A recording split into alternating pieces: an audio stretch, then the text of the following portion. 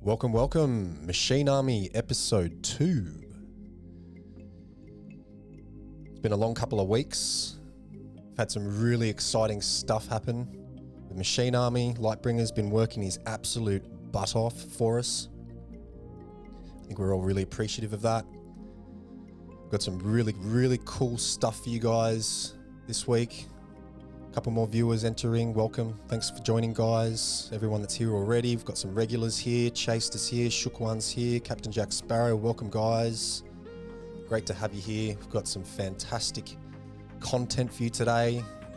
Going to be going through the version 1.0.1 manual, which was just released last weekend. We've had a good week. If you haven't had a chance to go through it yet, we'll be going through some of it today. I've got my co-host Dennison. Dennison, mate, how are we? We're good. We're waiting for everyone to come on board, and we've got cool prizes for you guys, better than the last one. We actually have some amazing bloody prizes this week. Everyone is going to get something really cool. We've got 20 prizes to give out, plus we've got consolation prizes as well. So everybody that joins us live on stream right now for the next hour or so is going to score something really cool. Alrighty. So if, feel free, guys. If you've got my Twitch link there, feel free to post it in some other Discords. Invite your friends. Get the word out there. Let's get this pumping. I'm really super excited. We've got a really special guest here with us this week. The self-proclaimed King of Belar, His Majesty Belar to Belar. Welcome, my friend. Welcome to episode 2. Hello. How are you listening? Thank you so much for having me on. You're very welcome, my friend. Very welcome.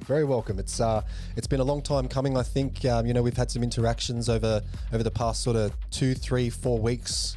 You've been a pretty prominent mod team member as well in the Discord server for the Machine Army. Everyone sort of really knows you. I think everyone with the Belar has probably traded something with you as well, which I find is actually really cool. I love the passion towards Belar, and I love the passion towards the community. You know, you're really present. You're always, filled with positive vibes. You're always there. You're always helpful. You've always got a really good sense of humor as well, man. I'm sure the community highly appreciates your presence and highly appreciates the value that you bring to the community, mate. So welcome very much. Awesome. Thank you so much. Yeah, no, I really like this project, and I really like this community as well. And so you can tell I'm always happy and excited, and I'm all about hyping other people up. And so I'm always going to be in there doing that. So if you see me in there, shout me out, say what's up. I'm happy to chat anytime. That's it. And that's what it's all about, right? That's what it's all about. There's a lot of new people, I guess, in this section of... It's really crypto, right? It's crypto, it's blockchain, it's technology, it's forward-thinking people. If you're here now, you've got the edge over a lot of other people around the world in terms of, putting your money somewhere smart, in my opinion, and mixing with some really cool, like-minded people as well. That's why we're all here. So thank you again, Belar to Belar. Thanks for joining us, mate. Really appreciate it. So basically, we've got a lot to talk about, guys. We've had the manual release last weekend. Again, we've had about a week to go through it. I have absolutely scoured the bloody thing. I don't know it back to front yet, but we are going to go through certain parts of it today and sort of talk into a few more little things that sort of, a little more questions that get raised with regards to the information that we had no idea about previously before the release of the manual, that I think really sort of opens up just how big and just how complicated and how rewarding I think this game is going to be. Totally customizable and really exciting stuff. Just a reminder as well, I do have a video to talk through of the white paper. I got really G'd up last weekend and had about an hour to quickly read through the bloody thing, and then I decided to do a recorded video So if you're wanting to go through it again and see sort of from my point of view only what I think with regards to certain things, have a watch. That's in the Machine Stream Announcements channel in the Machine Army Discord server. Check it out if you can. We've also got a whitelist for Atomic Hub just coming around the corner. So we are still within the time frame that that Lightbringer is aiming for to get us whitelisted on Atomic Hub, which again is really super exciting. I think that's going to be the next real big step that's going to make Machine Army noticed.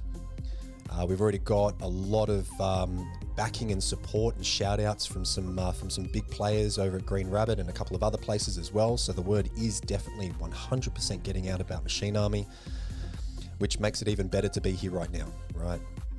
You're in before the wave and you catch the wave. Oh yeah, seriously, like it's starting to grow a little bit. Like, you can tell how many like new names are popping up, but anybody that's in it now, you are definitely early, and it is going to explode because we all know this project is worth it. Yeah, totally. Okay, and I just wanted to let you guys know that there's also some new stickers as well. Lightbringer's released some new stickers. I know that there is a community member that is actively hunting the very last one that they don't have in their collection. So I remember doing some sticker drops and she goes, nah, I'm not going to pick those up. I've already got many of those. I'm missing one more. So there are some really cool stickers out there, guys. I do believe that there is the potential for these stickers to have some sort of value in the future. So if you are collecting these stickers, great. If you're not accumulating these stickers, you need to. I highly suggest that you do that. And this is all just about being present in the Discord server, being present in streams and things like that, and just being an all-round, good value to the community. And you will accumulate these things. You will get parts, you will get machine drops, you'll get all this sort of stuff, because that's what it's all about, is the early community supporting a project gets rewarded more so than when retail comes in. All right, we are the start of the wave.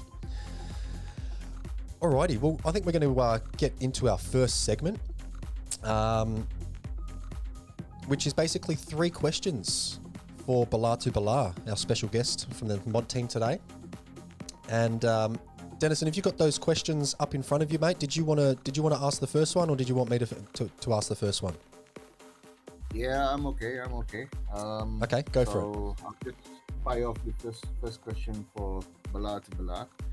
And this is actually the first time I'm chatting with him. Yeah, me too. Voice. Me too. Good to know you, Belar. I used to think of a couple of weeks ago, actually 3 weeks ago or 4 weeks ago, that I had the most Belars until he showed up in the server and kicked me out of the position. So it's gonna happen. I'd say sorry, but we all know I'm not. It's okay. So. It's all good, man. It's all good, man. There's Only no the bad fun blood of it. here. There's no bad blood. We're brothers. We're all brothers. So, right. What is your role in the Machine Army Discord server? And share with us, how did you come to be a part of the team? So I'm one of our mods. We've got a fantastic team of mods. Every single one of them is willing to help anybody in a moment's notice. We've got quite a bit of international mods. As you can tell, we have so many language channels. I am personally, I'm from America, and I just kind of think I happened along the project. I can't even tell you how. I think it was just a drop that got picked up in another server, and I looked into it and was like, oh, this looks interesting. And the more I read it, the more I liked it, and I became involved. You guys see how often I'm chatting and talking. I mean, and now my name pops out a little bit more because of the color, but essentially it was one day I was talking with Rosenberger and Lightbringer, and then all of a sudden Lightbringer's like, what do you think about being a mod for us? Like, we see your energy and how much you like this and how helpful you are to others. And I was like, I didn't think that I was around enough to be that much of a help. And they're like, you're already helping more than we could ask of a mod. So I was like, yeah, definitely, I'm happy to be here. Like, I like the project, I like this group of people, are just, I like the community that we're building, and you can see it by the way that other people are stepping up and helping each other out. So yeah, it just kind of happened on to me. I'm really excited to be here now, that's for sure. Cool. Excellent. Very good. Love the answer, man. Love the answer. It's funny how those sorts of things do sort of work out. You know, usually what I find the most rewarding paths in life are usually the least obvious.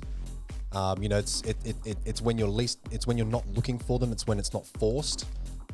You know, and it just happens really organically, which is really cool. Which is why we're doing this show as well, right? This sort of happened really organically for Dennison and I, and you know, everything's going really well. And hopefully we're providing a lot of value for the community, and you guys appreciate it. And I know that the community really appreciates what you do, Belar to Belar, in the Discord server. It's awesome. Okay, second question. What is your most valued MA Machine Army NFT, and why? Ooh, okay. So this is a two-parter. All right, Yep. it's a two-parter because I do have a Migor, right? Yep. I have the number 1 LB69 exotic machine. Oh, you've got the number. Oh, you have the number 1. I was the first one to pull. I haven't pulled an exotic of anything except for the LB. Oh. I got the first one. It took forever for somebody to pull that, and I am lucky enough to get it. But that's not my favorite thing. Of course not. I have 38 things that are tied for number 1. Yeah, I agree. Totally agree. Oh, it can't be anything. It can't be anything but Belar. Yeah, it can't be. Yeah, cool. No. That's pretty much the answer I was expecting. No, I have good. some pretty cool. NFTs. I like all of them, but nothing hits close to home quite like the Belar. Of course, and I bet you can't wait to start mining on that either. Bet you can't start wait mining on that. Honestly, like, my number 1 goal right now is I don't even have the most Belar because some silent whale came in and scooped up a bunch of packs. I know. He bought 107. It was 176 legendary packs. I think he bought 176 legendary packs. Yeah.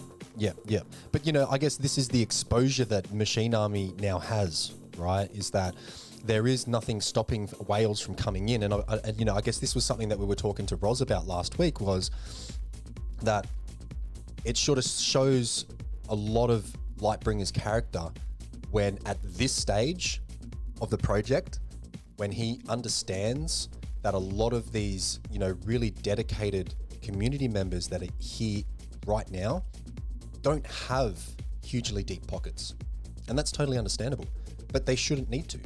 And so I think, you know, it really shows his character to be able to pull those legendary packs and pull everything from Atomic Hub, because this whale was just buying up absolutely everything. And, you know, it is really about making it fair for everyone at this stage anyway. You know, once we release to retail, whatever, go for it. 100%. Full ball, turbo, jet fuel, awesome, let's go. But I think at this stage, you know, it's really super important that, you know, the love is spread out throughout the community at this point, because everyone's here to be supportive. Again, we're the start of the wave, right? So, yeah, interesting answer. I like that. Yeah. And I guess that sort of leads into the third question as well. Sorry, did you want to say something again? No, go for it. Yeah? What else we got? Well, hit me. It was sort of leading into the third question anyway, and that was, what is it about the planet of Belar that is so appealing to you? See, so some people probably think that, like, I wanted the speed, but we don't know enough about the other tokens yet for that to be the reason. Yep. And yeah, it's got a unique color, but all the planets are unique in different ways with their look. But it's really just, I didn't choose Belar. Belar chose me. That's it. 100%. I agree. Like, you can spit the RNG numbers to me all you want, and Rosenbagger will tell you it's 12% to get a Migor and a legendary pack. And Lightbringer has told me, he literally had to go back and double check the RNG about probably 20 packs in for me. Yep. Because of how many I was pulling. Yep. That's cool though. It was the first pack I ever pulled. I don't think at any point in time I've ever owned less than 50% of my legendaries as Belar. Oh wow, 50%. That's Yeah. a lot, man. That's a lot. That's definitely a large chunk. And don't get me wrong, recently I've started like actually like collecting them and like doing straight trades of other legendary planets, which, as you all know, you can look at the value of what they're reselling on the marketplace. When it comes to Belar, I don't give a crap about that. It's a legendary planet, and it's my legendary planet, so I'll do those straight up trades all day long. Yeah, I cool. do keep a couple Kenga, couple Belkir, just because you need some diversity, but I do those because it's fun. I enjoy it, and in the end of the day, what's a couple little whacks just to have some fun, right? That's exactly 100%. Chase Deer says it is literally your legendary planet. I agree with that, actually. I agree. Belar to Belar, you're going to be mining war and speed at neck-breaking speeds, mate. You're probably going to be the fastest miner in the game, I imagine, for at least a very, very long majority of the time when the game launches. So yeah, I'm sure you're looking very, very forward to that, man. Looking very forward with your number one exotic LB69 as well at the helm. Yeah, we'll just see. We'll see if I can scrape together enough epic parts to even try and upgrade it close to its max, though, because that's going to take me a while. Yeah, exactly. Yeah, so Creature Bones just pointed out that our silent whale has actually still got 85 unopened legendary planet packs in his account. Now, out of the, I believe it's about 90 or 91 that he has opened, he's got 10 Migors, he's got the most Belars, I believe he's got the most Kengas as well, and I believe he's got the most Belkirs. So, I mean, it is sort of, we're at that stage now where we have this whale that now is sort of a little bit so far apart in front from the rest of the community.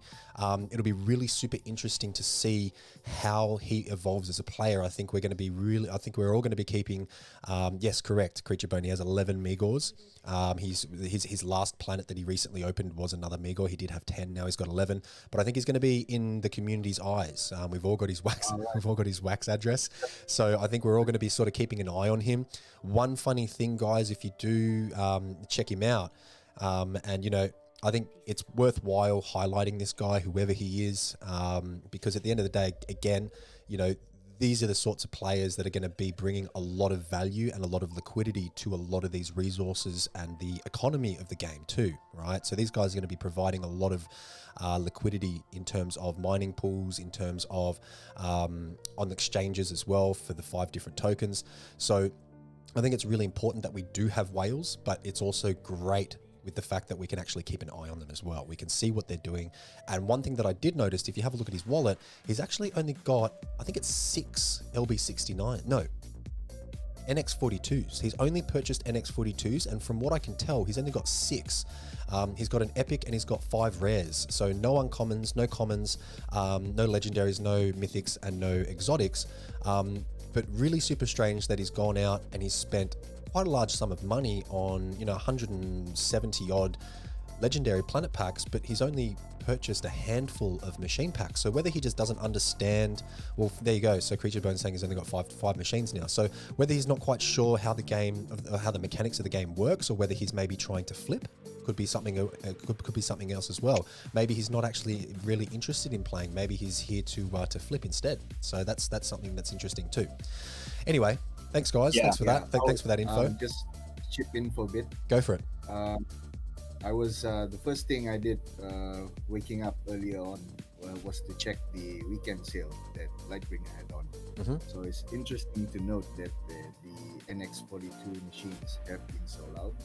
There's still a number of LB69s and B221s, but NX42, man, sold out. Interesting. The NX42s are all gone. Yep. Wow. Okay. All right. That's interesting, actually. Very interesting. I mean, when you're looking at the stats at the back of these, the back of the 3 OG machine NFTs. Actually, what I'll do is I'll bring them up now.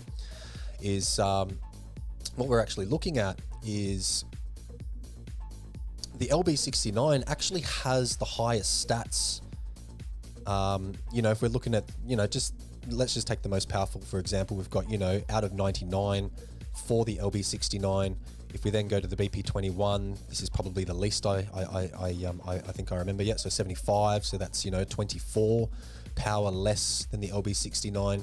And then he doesn't have the NX42s, but I believe the NX42s are 85. If anyone can correct me, the NX42s are 85. So it's funny that the NX42s have actually sold out quicker than the LB69s, although the LB69s do appear, as per the stats on the NFTs, to be the more powerful machine at the end of the day. So that's interesting. That is definitely interesting. Thanks for letting us know about that, Dennison. That's a good little thing to know.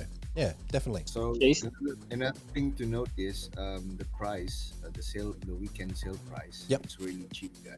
Yeah. If you've got wax, I suggest you buy some. And I'm running really low on wax. Otherwise, I would just grab everything. Me too. So Me too. I think we're all at that sort of stage. There's just so much stuff going on at the moment. You know, apart from Machine Army, there's, you know, 3 or 4 other projects out there at the moment, which do look great as well. But you know, really can't look past some of these sales that Lightbringer's sort of whacked out. Well, this morning for me, it's been, I guess it'd be in the evening for other parts of the world, in the afternoon for the most part of the world.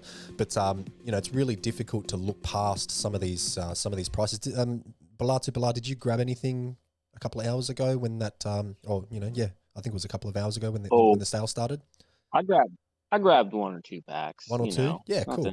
Nothing major. Just, you know, only like 2,700 wax worth. 2,700. Oh, that's not too bad. That's pretty good. That's a nice little chunk of pocket money. I need to open up a couple of legendary packs, and as we all know, these machines are just it's just crazy. Like, these planet packs are going to be here after the summer, but the machine packs aren't. And so, like, every chance I get, I always make sure, if I'm buying some planets, I snag at least 1 or 2 machines, because you have to. Well, you can't mine the planets without the machines. And exactly. why not do it with the best? Exactly. So it is 1 machine per planet. So for every, it does make sense. So for every planet that you get, whether it be a purchase from pre-sale, or whether you get it from a drop, or it's sent to you, or whatever, it is a really good idea to at least pick up 1 corresponding machine for that planet. Not unless, of course, you want to flip it, or you want to keep it for safekeeping at some point, and do something with it later on down the road. That's perfectly fine. But it is my goal to match up all of my legendary planets with at least 1 machine each. Although I am seriously bursting at the seams with machines at the moment, more so than planets, but that's cool, because, you know, eventually, and this is one of the things that we're going to go through in the manual very shortly in the next segment, is that, you know, spots are going to be able to you're going to be able to rent out spots. So, you know, a lot of my common and uncommon and rare and epic machines, I'm going to be able to send them off to other people's planets to mine on them as well, which I think is really cool. So I do believe that they are definitely going to be coming in handy. And obviously, being the 3 OG machines, you know, I think they're going to have quite a lot of value compared to some of the other machines that are going to be released a little bit later on, you know, down the roadmap, and later on this year before the game launch, and obviously during game launch as well, because this is an ever evolving metaverse that is going to be constantly being expanded with a whole bunch of really cool stuff, which again is in the white paper. So if everybody's got nothing else to say with regards to that, are you guys happy if we jump into the next segment? Go for it. Perfect. Alrighty, guys, I'm going to jump in here, and we're going to I don't know whether you guys have the manual up yourself, or whether you guys want to watch the stream on Twitch. Totally up to you. Everybody else can follow through on Twitch as well.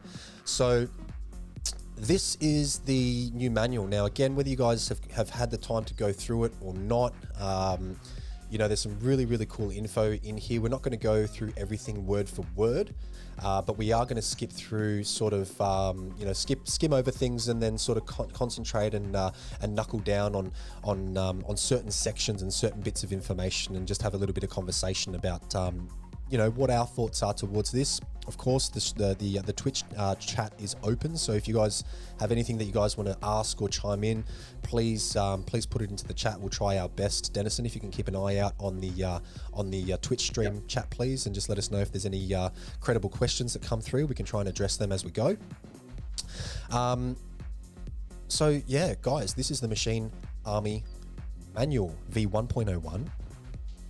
Essentially, we've got a really nice long story for the LB69. So in my previous episode 1 stream with Rosenbagger and Dennison, we sort of went through a little bit of the stories of each of the machines, each of the 3 OG machines, and there was one version, I guess, that you could say on the back of the NFTs, on the original NFTs, and then there was an updated version which had a couple of extra paragraphs on the actual website. And the information that was presented in those 2 separate sort of bits of information, although not a huge amount of information, it still left a lot of us sort of really cringing to try and find out what else there was.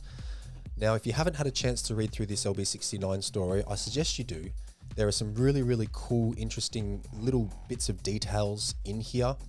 One thing that I do want to touch on is that this is the first mention of the Zakumbians, and the Zakumbians is basically a tribe of people that are allies with the other group of people that are called the Exodians. And essentially what happens is they end up going to war. The chiefs sort of battle it out. Neither one wins, and then they all become friends again. But I guess the information that is in this story is really super interesting. One of the main things that I want to actually touch on is this right here, which is Gibraltar. Now, Gibraltar here, in the actual story, is basically a very, very rare material, resource, whatever you want to call it. And the LB69s need it to basically upgrade themselves to become, faster, stronger, more efficient, more speed, more mining power, all these sorts of things. So I find that really super interesting that this Gibraltar could potentially quite be one of, if not the only precious mineral that can be mined when you're mining a planet as a special reward. Now, there is more on that a little bit further down in the actual white paper, but just wanted to touch on that just to keep it fresh in your mind. Gibraltar. Further down, there's so much juicy info in that white paper. There is a lot. It is a very, very, very detailed white paper, and yeah. Go on. No, I was just saying, that's a crazy little tidbit. It's like Lightbringer likes to leave these little tiny drops of things, Yep. and just let our minds go wild. And he knows it. He knows it. He'll pop in the chat and just let you know, maybe that's coming later. I don't know. Figure it out. Take a guess. Yeah, that's it. Speculate. What does your imagination tell you the answer is? Yeah. Which is great, though. I tell you what, I think that's a real interesting way, because we know how much it's going to take to truly upgrade the LB69. What if that's the type of thing where you get one of these absolutely ridiculously rare NFTs and then you can upgrade it to the max level? Yeah, correct. Actually, funny that you say that. I sort of did the calculations a couple of weeks ago when Lightbringer did the original blending tables for the LB69s. I thought it was a really good idea to go through right down to the bottom to the exotic LB69 and work out exactly how much it was going to cost in US dollars to upgrade it to 99 out of 99 only using V3 parts. Okay, because I was thinking to myself, okay, so we've got I appreciate you doing that because I thought about doing that, and that seemed like that was going to take a long, long time. Oh, it didn't take too long. It didn't take too long, actually. It just lots of 59 plus 60 plus 61 plus 62 plus 63. Lots of that sort of stuff. So it didn't take too long, but I did work it out, and on the average of around 6% for the chance of getting a V3 part in a 100 NFT parts pack, which cost, well, not including the sales right now on the weekend, but 369 wax. In US dollars, I worked out that you'd need about 15,000 US dollars just spent on 100 NFT part packs to be able to have enough V3 parts to upgrade an LB69 exotic to full. That's a big investment. What? That is yes, 15,000 US dollars, right? So when did you do this? So this was, I think it was only a couple of days after LB actually released those blending tables. This is before he had to adjust things because of Nifty blocks. Wax prices have really increased since then too. They have, yes. So it's probably actually more like, 15 to 20% on top of that. Yeah, definitely. Yeah. So it's it is definitely an investment if that's the avenue that you choose. But it's funny that you say, with regards to these rare minerals, or as I pointed out, Gibraltar. Perhaps maybe this Gibraltar is a way that you could circumnavigate these sorts of hefty prices and hefty investments and actually upgrade it a lot more efficiently, which I would not be surprised whatsoever if that is an avenue that Lightbringer has implemented and a mechanic that he's implemented. Because when you think about it, you've got the community that's here now. We're all informed, or we're getting informed. We're all getting on the same page. We're understanding more and more about what potentially might be available to us as players in the near future. And we're also adapting our playing styles and our tactics, right, to how we want to play the game to be the most efficient.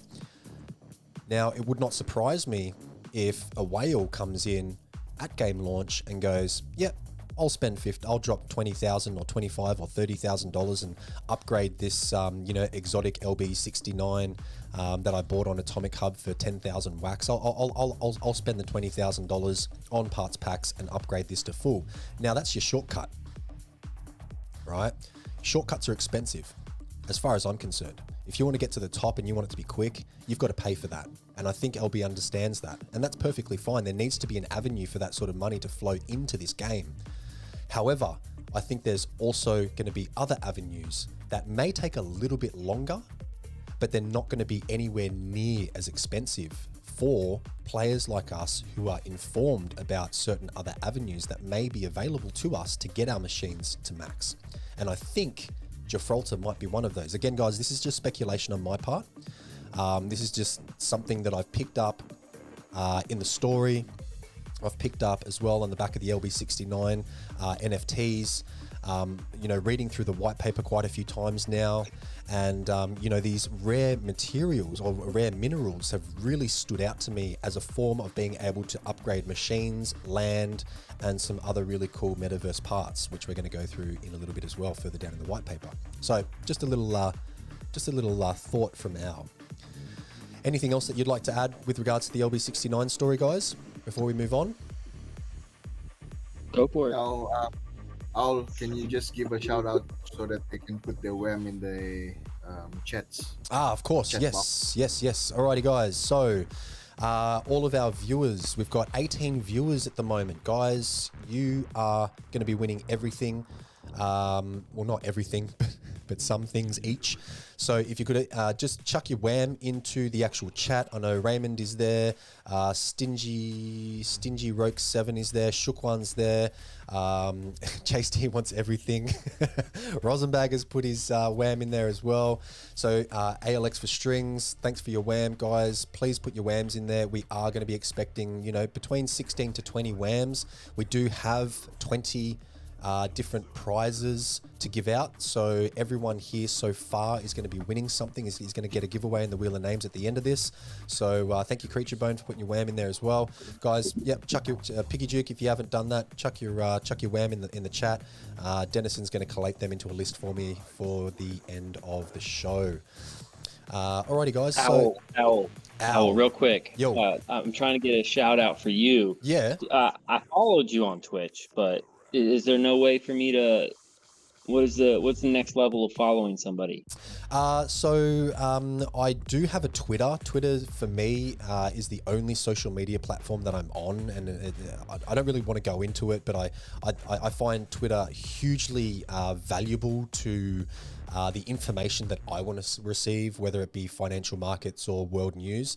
So I guess the next thing would be Twitter. However, I don't really want any followers on my on my current Twitter account. So what I might actually do is I might actually set up another Twitter account, which will be specifically for, you know, Machine Army streaming and you know, purely NFT game related. I think that's a really good idea. And then that way we can sort of you know, I can sort of have my my normal account, which is a little bit more incognito. It doesn't have any personal information about me. It's, you know, sort of, it's got a weird picture on there, and I'm just sort of real incognito on social media personally. That's just how I like to find it out. But I might actually do a crypto hour one as well for NFT gaming. So when I do set that up, guys, yeah, that'd be fantastic. What I'll do is I'll link it to my Discord. I'll link it to my my Twitch as well. And yeah, the next time that we jump on to an episode, we can I can do a little plug, and you guys can follow me on Twitter. That'd be awesome. Thanks for that. Thanks for that, Belar to Belar. That's awesome. Yeah, for sure. And whenever you get it figured out, let me know so I can actually be one of your subscribers on Twitch here. Fantastic. All right, we'll do. Thank you very much. Thank you. Appreciate it. Alrighty, guys. So the next section is the NX42 story. It is a little bit shorter, actually. It is quite a bit shorter, but that's cool. You know, there's still some really cool information in there. You know, I think there's the backstory here. It isn't as detailed as the LB69, but it's just as interesting. It does mention this specific number here, 333, seems to be showing up quite a lot for the NX42. Not only is it the amount of time that they traveled through space on this particular spaceship before something happened, but it's also the year of make for the NX42 as well. So this number 333 is popping up quite a lot. I do know that LB69 is a little bit auspicious with numbers, which is similar to me. I've had this conversation with him, and I do know that, you know, that those that have followed me over the past episode and a couple of other live streams understand that I'm a little bit auspicious when it comes to numbers. And that comes, you know, that comes everything that comes down to, you know, the numbers of the packs that I choose is really important for me, and other things as well, lucky numbers, all those sorts of things. So I do believe that this year 333 was specifically chosen because LB69 is a little bit auspicious with numbers, which is a cool little fact to understand with regards to how this story was formed and created. So. Please tell me you picked up pack 333 for the NX42. I actually didn't even look for it. I should have though. I should have. But yeah, if anybody's got pack 333 for the NX42, whack it on Atomic Hub. Whack it on Atomic Hub. You might get it sold. No, don't do that. Don't do that. DM me. DM. There you go. DM Belar to Belar. He'll make you an offer. Oh, that's funny. That's very funny. Alrighty, well, so essentially this story basically just dictates where the NX42 after the asteroid hit planet Exodus. So they're in space for 300 years. There's a bit of an uprising against the captain because some of the crew and the passengers on board were oppressed. There was an uprising. The uprising didn't go too well. Some people were put into lockdown, I guess you could call it, on the ship. And then some interesting things happened when they approached another planet. And supposedly at the very end, there is an indication of some sort of war starting. Alrighty, so that's pretty much where it finished. We don't know who the war is with. We don't know.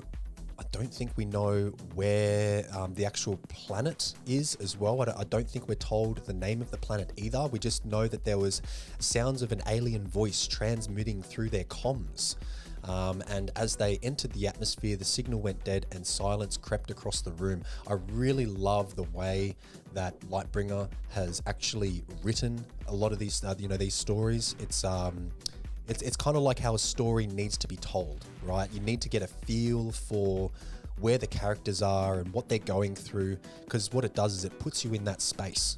And it makes you, it encapsulates you and it engrosses you and it makes you feel those emotions, which I think is awesome. And that's what storytelling is all about.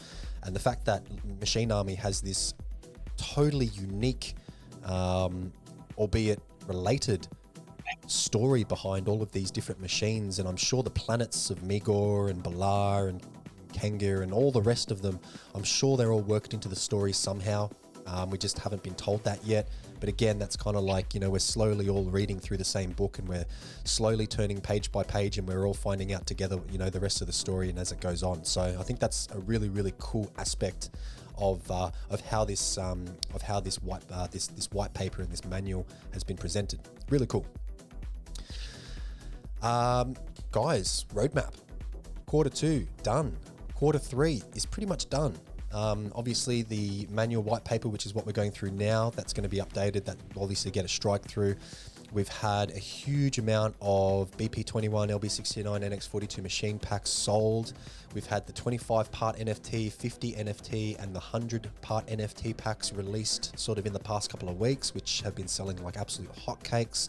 Just ever since LB brought out those upgrade tables, the blending tables and the recipes, I think everyone's starting to realize how many parts we're actually going to need, which is cool. That's cool. But again, there might be some other things and some workarounds that as well. The rest of Q3, we've got the rest of this month, August, more planet packs, more promo stickers, drops, machine parts, packs, yada yada yada. There's just so much going on for the rest of this month. We've also got War Token, Land Key, and Machine top 100 drops for the holders. We've got a new machine reveal later this month, which I think everyone's super excited about. I wonder whether that's going to be the community designed machine that we've all had a chance to vote on. That'd be pretty cool. And then we've also got the pre-sale for that machine as well coming up just after the reveal. September, just as packed as August. We've also got a new planets reveal as well in September, and that is planets plural with an S, so it's not just going to be one as far as I'm concerned. I think we're going to have multiple planets being revealed, new planets, which is awesome. And we've also got another machine reveal in September, which is pretty cool too. More drops. And the Warlord pack. Yes, so that was something that I have yet to know exactly what that means. I don't know what is involved with the Warlord pack or the Conqueror pack. I'm super excited to find out exactly what is in those, whether it's a combination of planets and machines. Whether the Warlord pack is a planet and a war machine, and whether the Conqueror pack is a planet and a mining machine. That could potentially be in each pack as well. They sort of might be paired up with machine and planet, depending on whether you want to be a warlord or whether you want to be a conqueror. That's pretty cool. Again, just speculation, guys. We haven't been told anything about these. We're looking at this just as you are. And then there's obviously another machine reveal in September as well. And then the game reveal. So I think the game reveal, as far as I can sort of picture it, it's going to be images and maybe a video of the actual gameplay, perhaps, if we're lucky, which will be really, really cool, because then that'll sort of give us all a little bit of a taste of what we're going to be, what we're investing in, what we're working towards, what we're all here for, which will be really, really cool. And I think it's going to create a lot of buzz in the community. What have we got next? We've got October coming up next, Q4. So again, more packs, Warlord packs, Conqueror packs, Army token sales, you name it. There's so much here. And we're also going to have another machine reveal in October. So that's a machine reveal in August, machine reveal in September, and another machine reveal in October. So we're going to have another 3 machines revealed before the launch of the game, which is really cool. It's going to give us...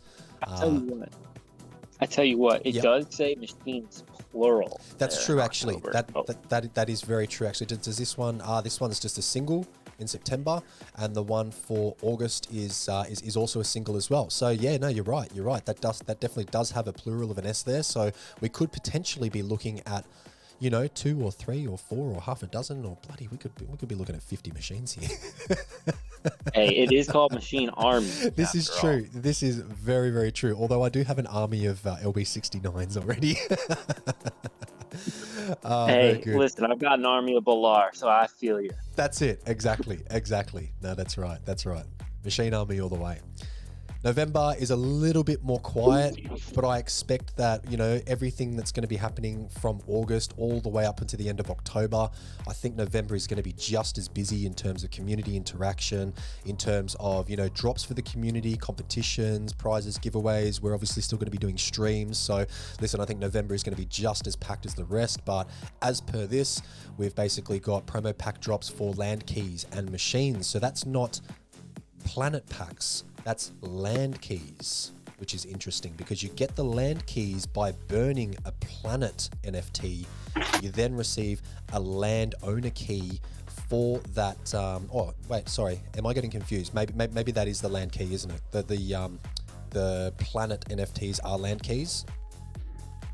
It is. Okay, sorry. That's my bad, guys. So the normal promo pack drops, which is cool, land keys and machines. We've got drops as well for top 100 holders for war token, land keys, and machine holders as well, which is pretty cool. More community events, and then the big game launch in December, which this is what we're all working towards. And I think this is going to be absolutely mind-blowing. I think we're all going to get a taste of it at the end of next month, at the end of September, and then we're going to all just be drooling from September until the game launch in December. So this is the big game launch. Anything else, guys, with regards to the roadmap that you guys want to drop in here before I move on? No, you really you hammered it home, man. You covered it all. Fantastic. Excellent. Feel free to chime in, guys. I know you are, but I am a talker, so feel free to chime in if you need to. Just cut me off. It's fine. It's totally fine. Don't feel rude. Hey, the person with the content is the one that's doing the bulk of the talking, okay? You put together a hell of a show. I try my best. It suits my personality. Alrighty, guys. And Dennison's the silent assassin over here, putting together all this awesome stuff for everybody that's still hanging on. He is a fantastic wingman. Highly recommend Dennison. Highly recommend Dennison, but I'm very lucky to have him on the show with me as my co-host. It's awesome. It takes a lot of pressure and a lot of things off of my plate. He's working in the background right now doing some stuff. I already know that. Even though he's not talking, he is still present. He's listening, and when he needs to chime in, he chimes in. So that's all I could ever ask for. Thank you. I am putting in an order for an upgrade in my equipment. So once I get it, then I'll chime in more. That's okay. That's perfectly fine, mate. That's okay. As long as you're here, you're still listening. That's the main part. All right, guys, move on to the to the next sort of section. This is the metaverse parts now. I guess this is the first real sort of confirmation that machines and planets are not the only thing that we're going to be able to receive, purchase, trade, use, upgrade with regards to with regards to the actual game mechanics and how the game is going to work. This section here is so super exciting when I first read it, because it actually gave me such a massive broad overview of what I was actually really getting myself into, which made me even more happier that I was here and that I was reading this and that I've purchased what I've purchased so far and I've invested what I've invested so far. So essentially, guys, we've got planet land keys, which is, we know all about that. We've been buying them and trading them and doing all that sort of stuff for at least, a month or two now already.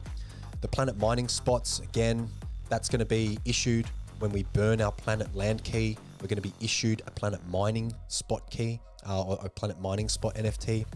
Land upgrades, so that specific mining spot, we're going to be able to upgrade every single individual one so that we have higher NFT power and we're going to have higher mining power. Avatars, this is really cool. So we're basically going to be able to choose avatars that we can play with, which is like any real game. You jump on any first-person shooter, or you jump onto bloody Mario Kart, and you get to choose your avatar, which I think is really cool. And each avatar has its own unique abilities and its own unique stats really super cool. Machines, again, same as planets, been exposed to that for a little bit. Upgrade parts, same thing. The next thing is machine parts. Machine parts work totally different to upgrade parts. There's a different mechanic to them, and it's a really super cool mechanic, I guess, that's going to be able to create some really unique machines. But we'll touch on machine parts just on the next page. Spaceships made me drool. I know it's making Dennison drool as well. The mention of spaceships to be able to fly around the galaxy, I'm assuming. Whether we're going to have caps on resources, caps on the amount of machines that we can have on those spaceships, I don't know yet. But we are going to be able to upgrade them with spaceship upgrades, which is going to be cool. So I imagine, faster travel times, more resources being able to be carried at one time, all those sorts of things. Again, really super cool. I can see this going, I can see this just, there's an endless possibility in terms of spaceships. I'm thinking Star Wars, Star Trek. Yeah. So for those for those who are vested and want to play this game later on, there's a bit of strategy involved because we need to be, spending a bit more wax as we progress along. We don't want to lose out on all these vital components in the chain here. Just to keep it note. That's right, exactly. Sorry, Belar to Belar, you were saying? Oh, I was just gonna say, just like you, the idea of spaceships and space stations, just the thoughts that go on in my head about what that could be and how it's going to interact with everything. Yep. And 100%, like Dennison was saying, we're putting a lot down on just. I've grabbed a lot of Belar, obviously, along with a bunch of everything. I have the same amount of planets as machines right now. I need to start saving some wax up. Yeah, listen, I agree. Again, going through this metaverse parts list sort of tells me that we've really only touched the tip of the iceberg here, guys. With regards to the machines and the planets and the parts that we've invested in so far, that we've got in drops and purchase and all those sorts of things, we've really only literally touched the very, very tip of the iceberg here. And, I think there is going to be definitely, obviously, avenues for people to invest and players to invest wax and invest their money and their value into various metaverse parts when they do become available. But I also do think as well that a lot of these are going to be available in drops too, and prizes and giveaways and things like that as well, because it is, again, this is the early community. And I think that, for those that don't have super deep pockets, I work really hard 5 days a week, every day, to earn the money that I earn, to be able to invest in these sorts of things. But unfortunately, not everyone can do that, right? I know there's some teenagers as well in our community here that they don't work, they go to school, and so unless they get some money from their parents or something, it's going to be very, very difficult for them to be able to invest a huge amount of money into this to be able to get to where they need to be getting to make it worthwhile for them. However, I do also believe that there are going to be other avenues in terms of drops and giveaways and prizes that, if they're involved, they will definitely receive at some point in time. So that's going to be super exciting as well. To be all inclusive in such a complicated and diverse ecosystem is what it is, and to be able to have such a diverse range of players be able to participate on various levels as well, I think is the really, really cool thing too. So I don't think anyone is going to miss out. I think it's going to be very inclusive, and although yes, it looks very daunting in terms of the availability of these parts and how much potentially they could cost in the future, who knows, maybe a space station is going to be worth 100 LB69s. We don't know at this point. But it is one of those things. Two things. Yep. Two things on that. Yep. First, I think it just shows the kind of character that LB has, that he's continued to make things available through, drops, giveaways, just sales like this that he does care about. Yep. The average everyday person and the people that are here early and participating, he knows, we all know what this space is like. whales scoop everything up and make things unattainable for the layman. Yep. Yep. I But agree. LB knows that and respects that and is making it possible for everybody, and I think we can all respect that. 100%. Totally agree with that. Definitely. Yeah. Spaceship upgrades, weapons. Guys, weapons. So I do believe the weapons are going to be used for certain missions and also quests as well. Again, we'll touch on all of these a little bit further down. Companions, that's going to be really cool as well. You know, I want like a little pet owl with my machine that sort of guards the mining site. That'd be pretty cool.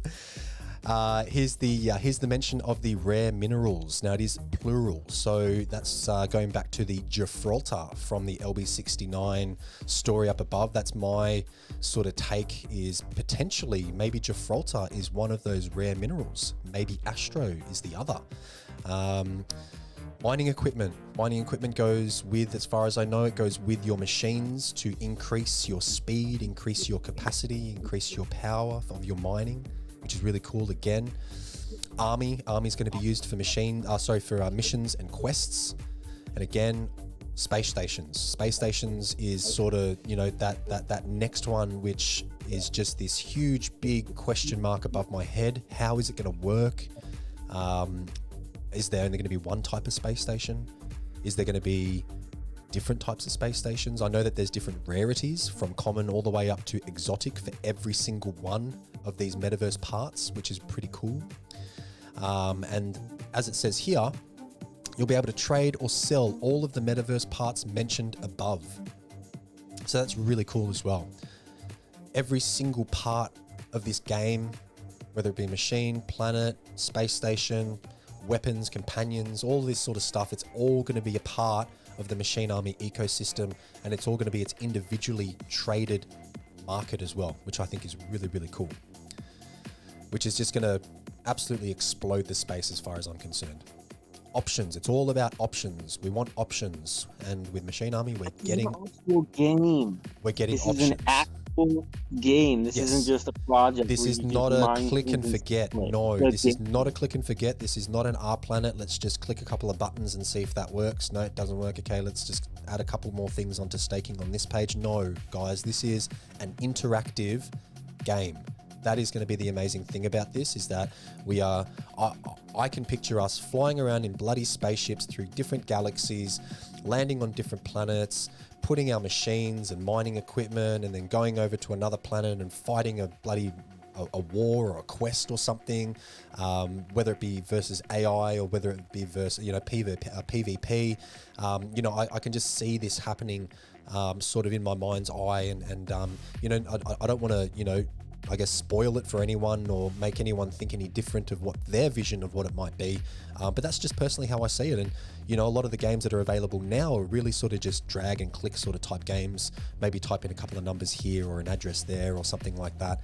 And, you know, having little bits of, you know, animations pop up when you buy something or when you sell something. Sorry, say that again.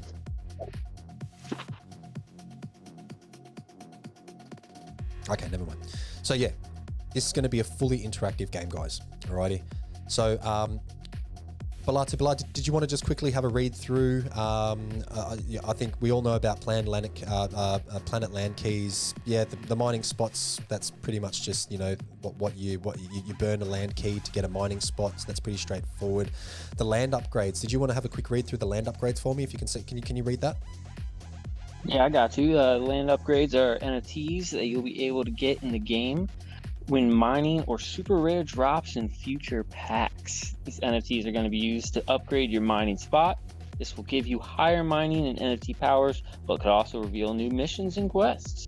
So there's multiple...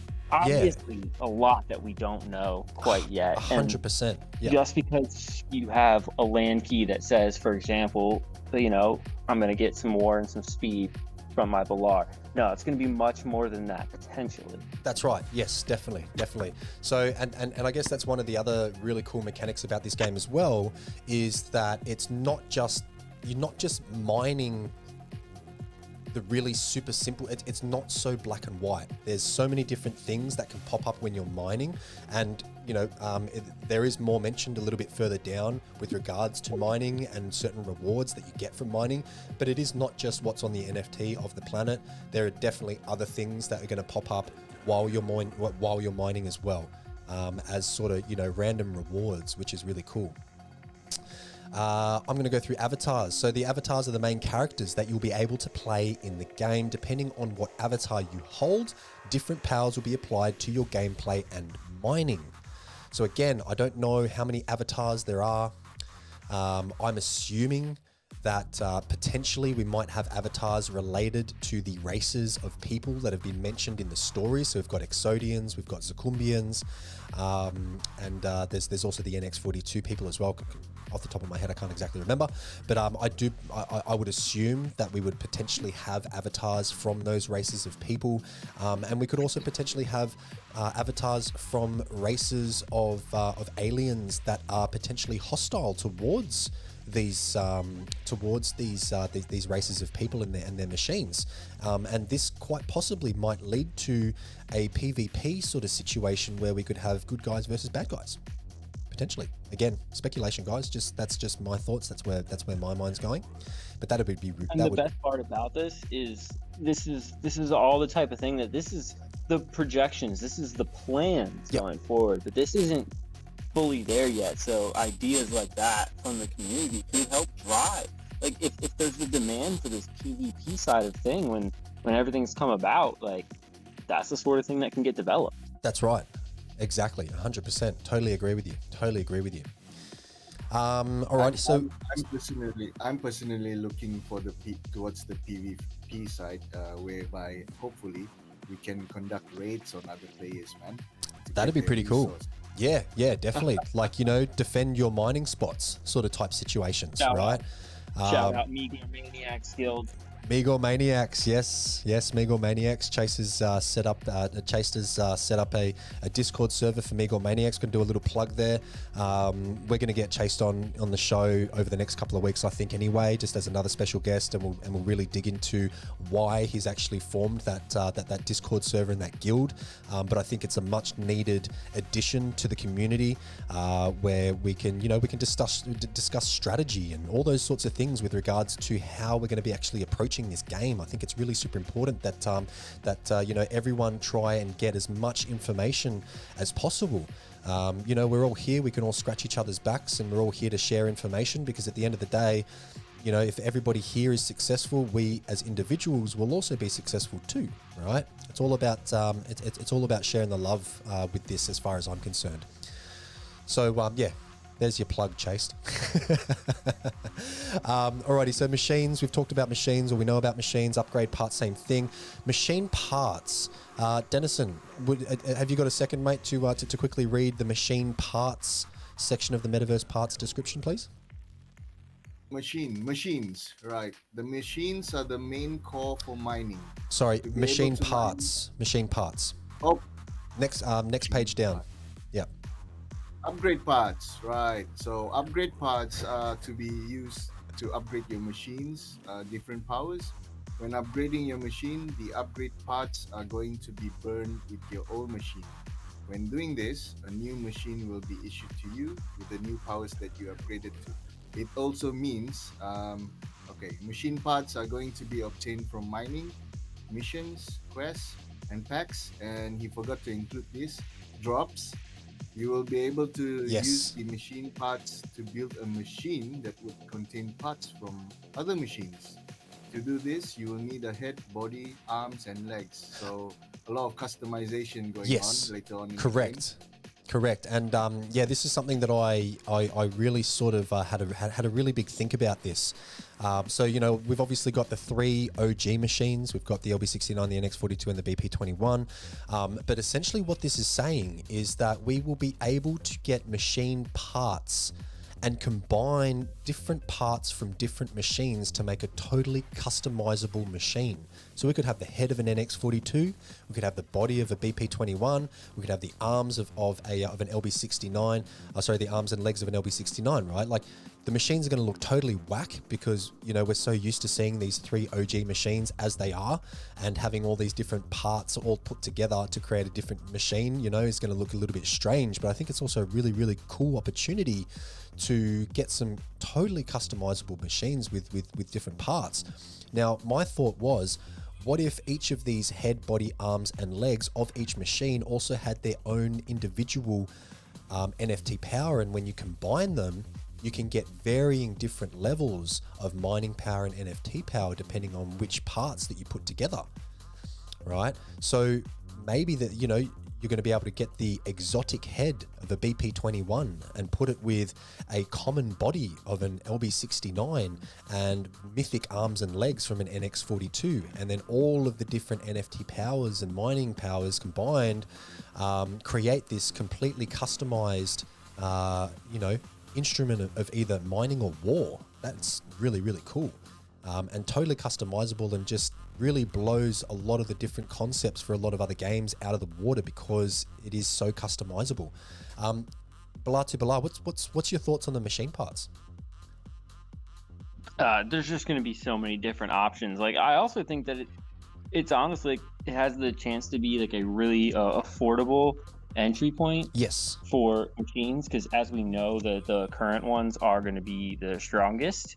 And so putting together these, you know, scrap parts, if you will, and getting machines, and there you go. There's another way for just, you know, your everyday person who's going to be able to mine on somebody else's land to put together a machine. That's a great way to look at it. Yeah, definitely. I agree. I actually didn't think about in terms of price and the ability to, you know, build a decent machine for somewhat cheap, or maybe even for free, right? You know, if you get a head, body, arms, and legs in drops and you know, competitions, and just from mining in general, you know, that's a free machine that you've got there. So, you know, that's totally plausible, and a really good point actually, which I'm sure, you know, a lot of community members are going to be really super stoked about.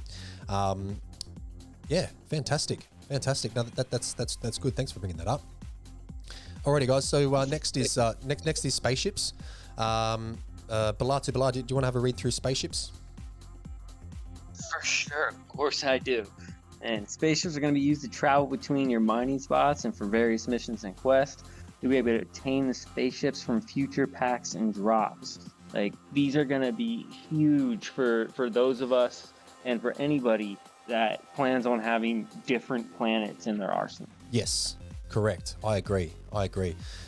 So I do know that there was a something that Lightbringer did mention in the main chat of the Discord. I think somebody asked with regards to mining and travel between planets. So we are going to need to travel between planets apparently. How long that travel time is unknown. Whether, you know, the travel distance between a Migor and a Belkir is going to be different from a Migor to a Belar. So as in, you know, you know, we're talking about a 3D space almost here. That's going to be like, you know, the construction of a galaxy, and planets aren't the same distance from each other. So whether the distances are going to vary between planets, I don't know. But there is definitely going to be some sort of travel time between planets, and during that travel time, you're not going to be able to activate any mining on any planets, and you're also not going to be able to do any missions or quests, as far as I know. So it is downtime. Okay, so these spaceships are going to be somewhat a very, very intricate way of planning and executing each individual player's tactics of how they want to approach this game to mine and obviously play this as efficiently as possible, because that's what we're all here for. We want to try and make some money and mine resources as quickly as possible and as efficiently as possible. So I think the spaceships just adds a whole other dimension to that tactic and that approach in playing the game. Now, one thing that I do know is that if you have multiple keys on the same planet, so Belar to Belar, you've got 35, 38, is it now? Or 30, 37? 38. 38. So as far as I know, you're going to be able to activate all 38 of those mining spots without having to travel anywhere. Right, so whether that's just a sort of like a scroll down list, and you sort of just click mine 38 times as you click all the way down through all your spots, or whether it's going to be a single button that's activate all mining spots on Belar, I don't know, but you are going to be able to activate all of those without having to travel. But then if you want to go and go over to Migor, you are going to have to travel, and you're going to have to spend that time. Obviously, I don't know whether any how many upland players we have here, but it's the same thing about traveling between cities.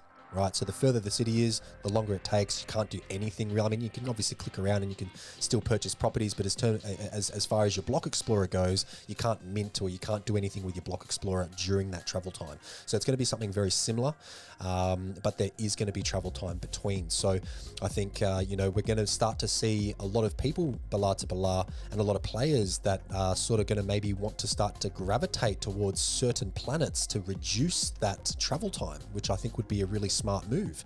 But I'm just saying, like, I'm definitely gonna be telling people later on I did that on purpose. The king of speed. Alrighty, so spaceship upgrades, guys. So much like our land, our mining spots, much like our machines, we're going to be able to upgrade our spaceships as well, which I'm assuming. Oh, sorry, it does say here that it'll let you travel faster between your planet spots and shorten your travel time when doing missions and quests. Alrighty, so again, upgrade parts for your machine, for your spaceships. The next one is weapons, and weapons are going to be used for missions and quests. To be able to do some of the missions or quests, you will need to have a certain weapon. This weapon will be used by your avatar and can't be used by your machines. So depending on the mission or the quest, you'll need to have a certain weapon. So we don't know how many different missions and quests there are. I do know, as further down in the manual, it does say that there's per player missions and quests. So it's kind of like personal achievements and personal goals that the game will throw at you as an individual player to reach certain things, or maybe to upgrade an LB69 to a certain level, or what have it, whichever. Then we're going to have 24-hour missions that are available to play and to enter and interact with for a 24-hour period. I do know that there are going to be missions and quests that will last 7 days. Now, whether it takes 7 days to complete them, I don't know, but it is the window that you're able to basically have a go at it, essentially. And I do believe that you can retry these as many times as possible. And then there's also the permanent missions too, that are just going to be built into the stock standard base of the game. And obviously, huge rewards and all those sorts of things are coming to your way if you do manage to complete any of those missions and quests, which is really cool. But yeah, as it says here, the weapon will be used by your avatar and can't be used by your machine. So I guess potentially, maybe there might be something where you might have an avatar that has an advantage over other avatars with certain weapons. Maybe they're more efficient with them, maybe they're slower with them, maybe they mine better but it takes longer, maybe they're quicker with them but they don't mine as much. I think there's going to be a totally different mechanic with regards to the pairing of weapons and avatars, and then the missions and quests that you want to do. So that's pretty cool. Next is companions. Basically, when you use your companion and machines together, the mining time will be shortened depending on the machine and companion. Alrighty, so again, no idea about what sort of companions they're going to be choosing, whether they're small little machines as well, or whether they're going to be human sort of companions, maybe Fido, maybe an owl, who knows. We'll see when more information comes out about that. But again, they're all NFTs, and so they're all going to be collectible, tradable, all that sort of stuff. So that's pretty cool. Next, part of me thinks that there's no way they can be like Earth animals, but I really hope there's an owl in it. I do as well. Even if it's a machine version, just like a bit of a roving security guard, sort of flies above all your land spots and just sort of keeps an eye on things, and yeah, that'd be pretty cool, actually, I reckon. That'd be pretty cool. One could hope. So the next one is rare minerals. So this is the Gibraltar I was referring to earlier. Again, that's just my my sort of thoughts towards the story and connecting it with this particular section of the manual. Rare minerals are only possible to obtain from mining. They will be issued as an NFT and used to upgrade your machines. So it does say that it's only to upgrade your machines. You can only get it from mining. So that's why it's so rare. But I do believe, as far as I'm concerned with the information that's presented in front of me, that this is another way, and it's probably going to be a more efficient way to actually upgrade your machines instead of purchasing a whole bunch of NFT packs. Okay. And So that makes sense, right? totally makes sense. Right now we're getting, before these NFT, these packs parts came out, we were getting them from promo packs. And so with the abundance and the sheer number that's needed, you would think that there's got to be a more efficient way that it's going to come about. Correct. And doing it via rarity makes a lot of sense. Yep, definitely. I totally agree. And again, going back to what I said earlier, there's always going to be a shortcut, right? There has to be an avenue for big whales to come into this game, drop 30 grand, and then be able to have some of the best NFTs in the game. That's just how it works. That's the world that we live in, and that's perfectly fine. Again, we need these sorts of players for liquidity. We need them to put sell walls in. We need them to put buy walls in to help out, support price to stop dumping. That's what these whales are here for. A lot of people really look down on whales. I've been in the crypto space since 2014. I've been a professional trader for about 3 or 4, 5 years now. And, markets need whales. That's just that is the entirety of it, and I totally 100% believe that. They provide liquidity, and they do help form certain support areas and certain resistance areas as well, and that's what a market needs. And so without whales in this game, we're probably going to be looking at a lot of stagnant moving coins that aren't, or tokens that aren't moving, or NFTs that are really only sort of increasing in price fairly slowly. When you look at a game like Green Rabbit, they've got, at least a dozen big whales as far as I can tell. And, these are the guys that, won't blink an eyelid at buying, $20,000 worth of 3D crates at launch, right? At pre-sale. But these are the guys that put Shillinium out on the market and put in 300 million Shillinium buy walls to help support the price. There was one on the other day on Alcor. There was a huge big buy wall. This is a part of the game, and it's a part of the market. And whales are definitely an intricate part of this market. So rare minerals, that's what I'm thinking, is that, it's going to be super cool. Super cool. Belar, did you want to read mining equipment real quick for me, please? Sure. Use mine. Sorry, mate, I'm having a little bit of trouble hearing you.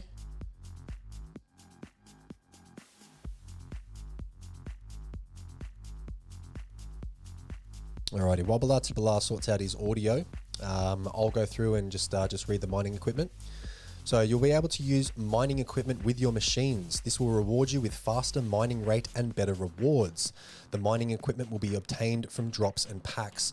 So again, this is another NFT metaverse part that you'll be able to pair up with your machine, along with a companion as well. So the companion increases the speed, whereas the mining equipment will also increase the mining rate, faster mining rate, so speed, and it will also give you better rewards as well, which is pretty cool. So again, just another part.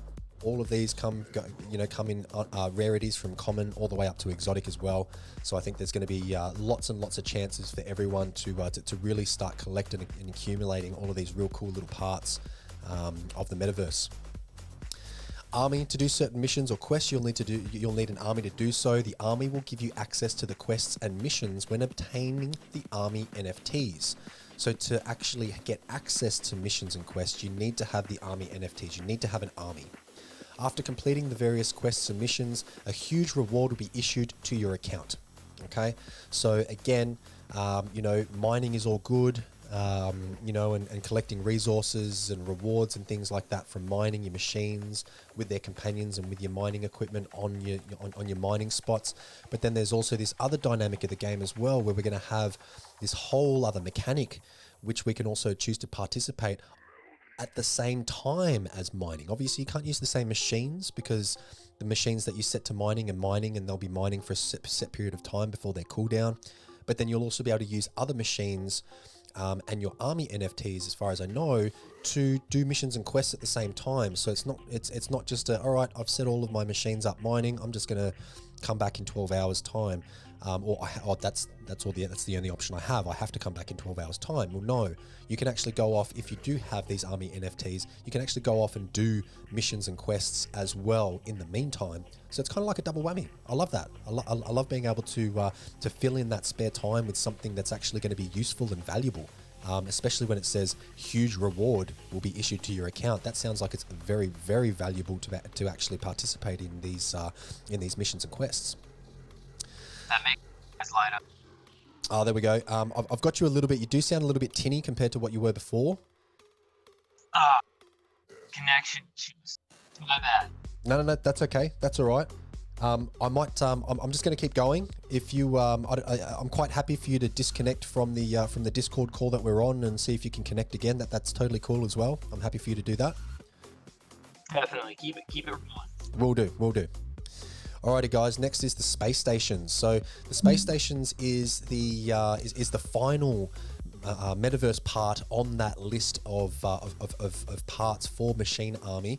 Now, the space stations are used to deploy your machines to your various mining spots.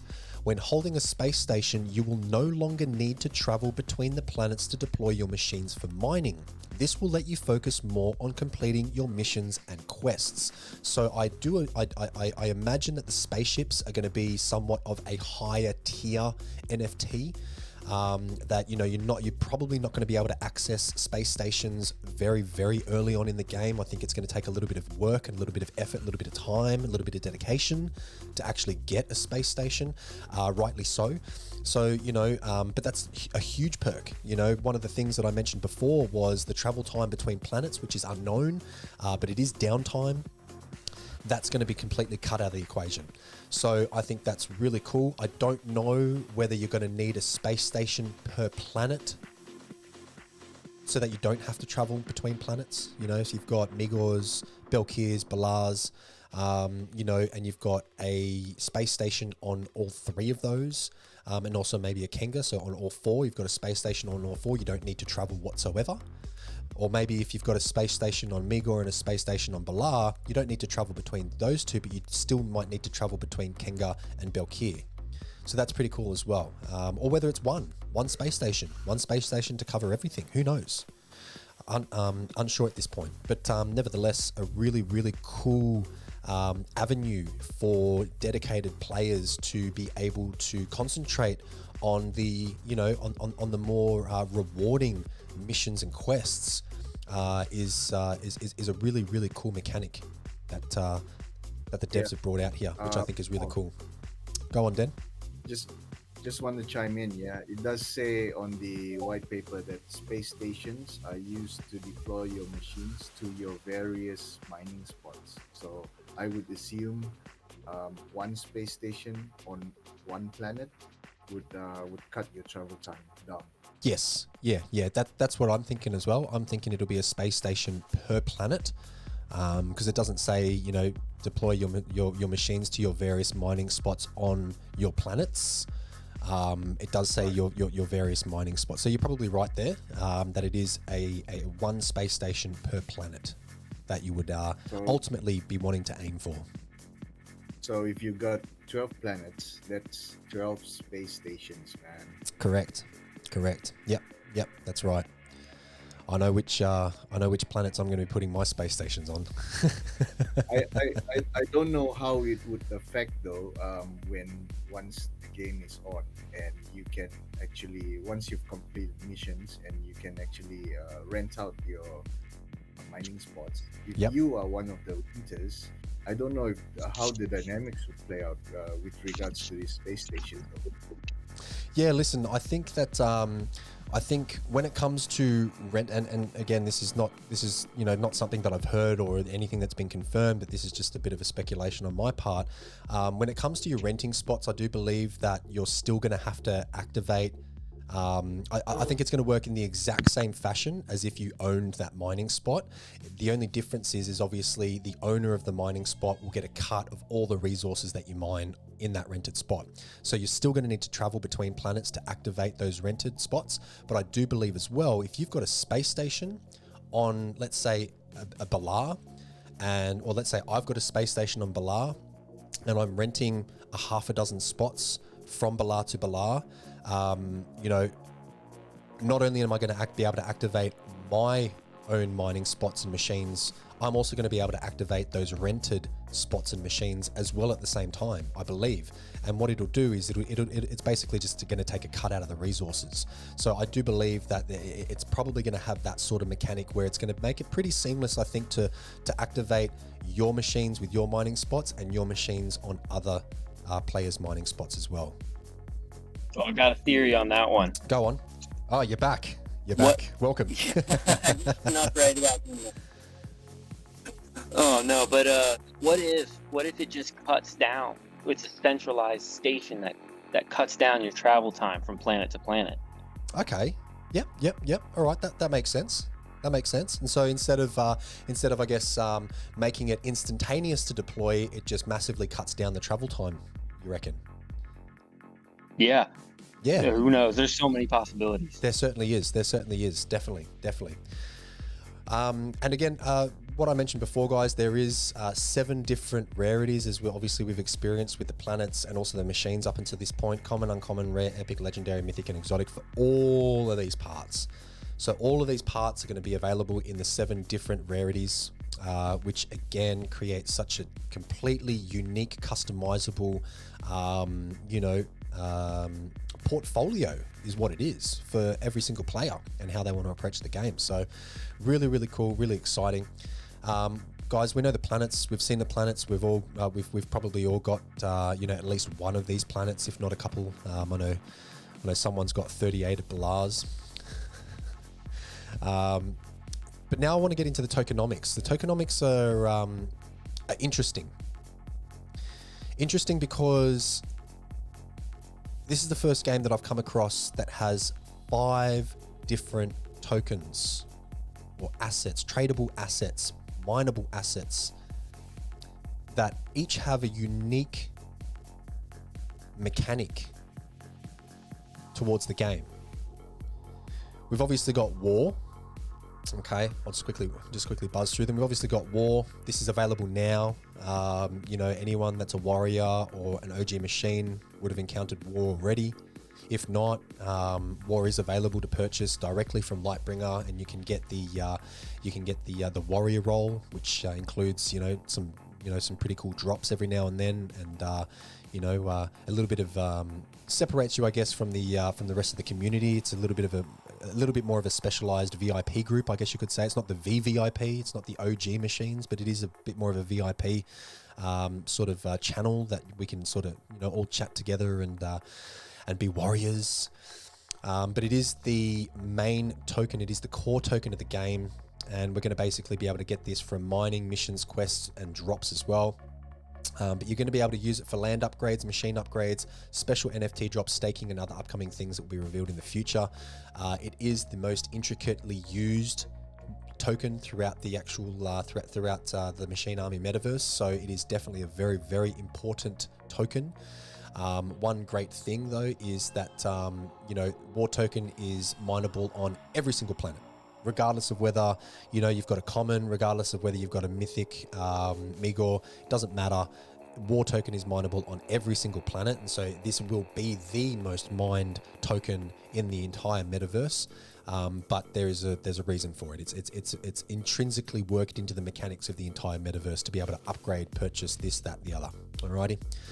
The next one is the army token. Army is the second token in the machine army. It'll be used to upgrade your machines and make it possible for you to reach higher mining rewards. You'll also get higher machine capabilities for a limited time after the upgrade. So it's kind of like a temporary boost to your machine's capabilities, including speed. All right, for when you're doing missions, and which will also lead to bigger rewards as well. Alrighty, this means that you will need to do these upgrades daily.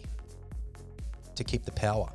Alrighty, so it's not just I've mined 10 million army tokens. I'm going to whack it on that machine, and then that machine's good to go for the rest of the time that I play this game for indefinitely. It's got a speed boost, it's got higher up machine capabilities. No, that's just a temporary thing, and I believe the reason why is because he wants is because the developer Lightbringer wants the army token to be used specifically for quests and missions, which sort of makes a little bit more sense.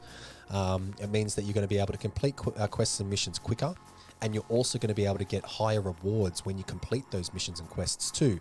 But it is just a temporary boost. So once you finish those, that effect of the boosts will wear off, which is a cool concept actually. Very cool concept. The light token. So the light token is the third token. It's going to be used to supply your machines with solar energy. It'll give you faster recharging time between your minings and shorten the waiting time that you will have between every mining mission. So that's really important, guys. Remember, we've got a certain time that we're going to be able to mine for before our machines run out of battery, run out of power. And then we're going to have a recharge time, which is essentially our cooldown time.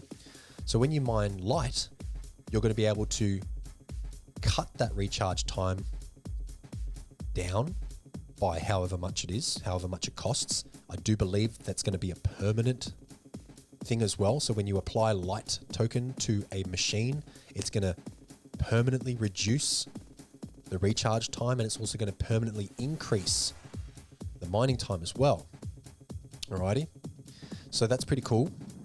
The more you charge your machine, the less you will have to wait. This means that you will get more rewards due to your waiting window being shorter. So that's the whole point of this, is that it's to cut down that cooldown time between mines or mining sessions.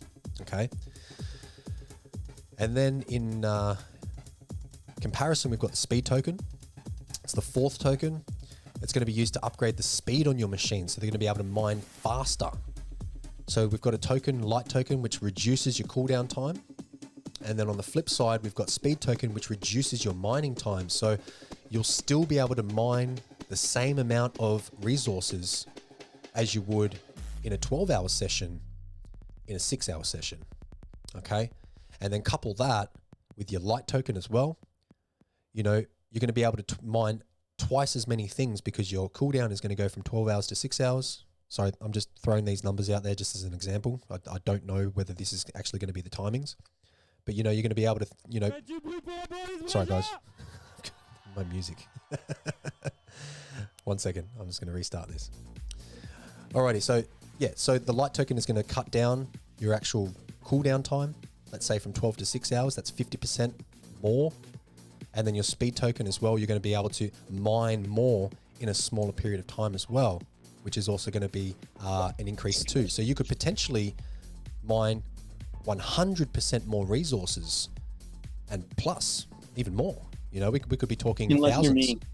Unless I'm going to be able to mine like 300% more. More like 3,000%. Come on. Let's be real here. Yeah, so really, really cool how the light and the speed token sort of work in conjunction together to create this really super efficient mining process. Alrighty. It also means that we're going to be playing this game more often as well, which I'm not complaining. I don't think anyone's complaining about that. The last token is Astro.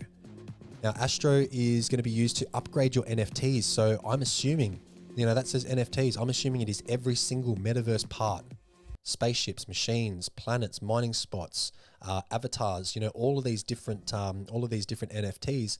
We're going to be able to upgrade them with Astro, which is the only token in the entire game that has the ability to do what it does. Astro, as we talked in the previous episode with Rosenberger, he did point out actually that the only planet that is actually going to potentially have Astro is going to be Meagor, because it has all resources, as opposed to the other planets that have either war and light or war and speed, or war and army. The Meagor has Astro token as well, I believe. So if you've got a Meagor, consider yourself very lucky. You're going to be able to mine Astro. I don't know what ratios that's going to be. I've no idea with regards to the actual rewards and how much, and whether it's going to be the same ratio compared to the other resources as well. Totally don't know about that just yet, but it is something that's going to be pretty cool. Pretty cool to find out. Alrighty, so I guess I just want to quickly go back up to the actual tokenomics here. So now that we've gone through the 5 different tokens, this is basically just a real quick overview of how the mining rewards are actually going to work. Now, it does raise a couple of little questions for me. I'm not a super maths nerd. My wife is, she used to be a really, she is, sorry, not used to be. She is a really intelligent maths tutor. She's does university and professor grade sort of mathematics. So she would probably be able to explain this a little bit more to me. But from what it comes across, it is fairly simple to understand. So it's basically your machine mining power, which is your MMP, times by your land spot mining power, which is your LSMP, times by your machine pool availability divided by the same availability. So it's essentially times by 1 divided by 1, which is 1. Alrighty, so in this example, we've got one machine LB69 with a mining power of 4. It's been paired with a Meagor mining spot with a mining power of 10. And we're talking about War Token here, which has a supply of 35 trillion War as mining rewards. That's what's been allocated to mining rewards. So we're looking at 4 for the mining power of the LB69, times by 10 for the mining power of the Meagor, times by 35 trillion divided by 35 trillion, which again is 1, and that just equals 40 War. Now, I don't know whether this 40 War is going to be per hour, per mining session. I would assume that it's going to be per hour. I would think so. If we're looking at 12 hours of mining, then we, that's obviously going to be times 12, but it might not be, because we're going to be increasing speed and recharge time too. So it could potentially be 40 War per mining session. Sorry, it does actually say here, my bad, per mining session. Alrighty, so that's the confirmation there. All right, so that's one of my questions answered.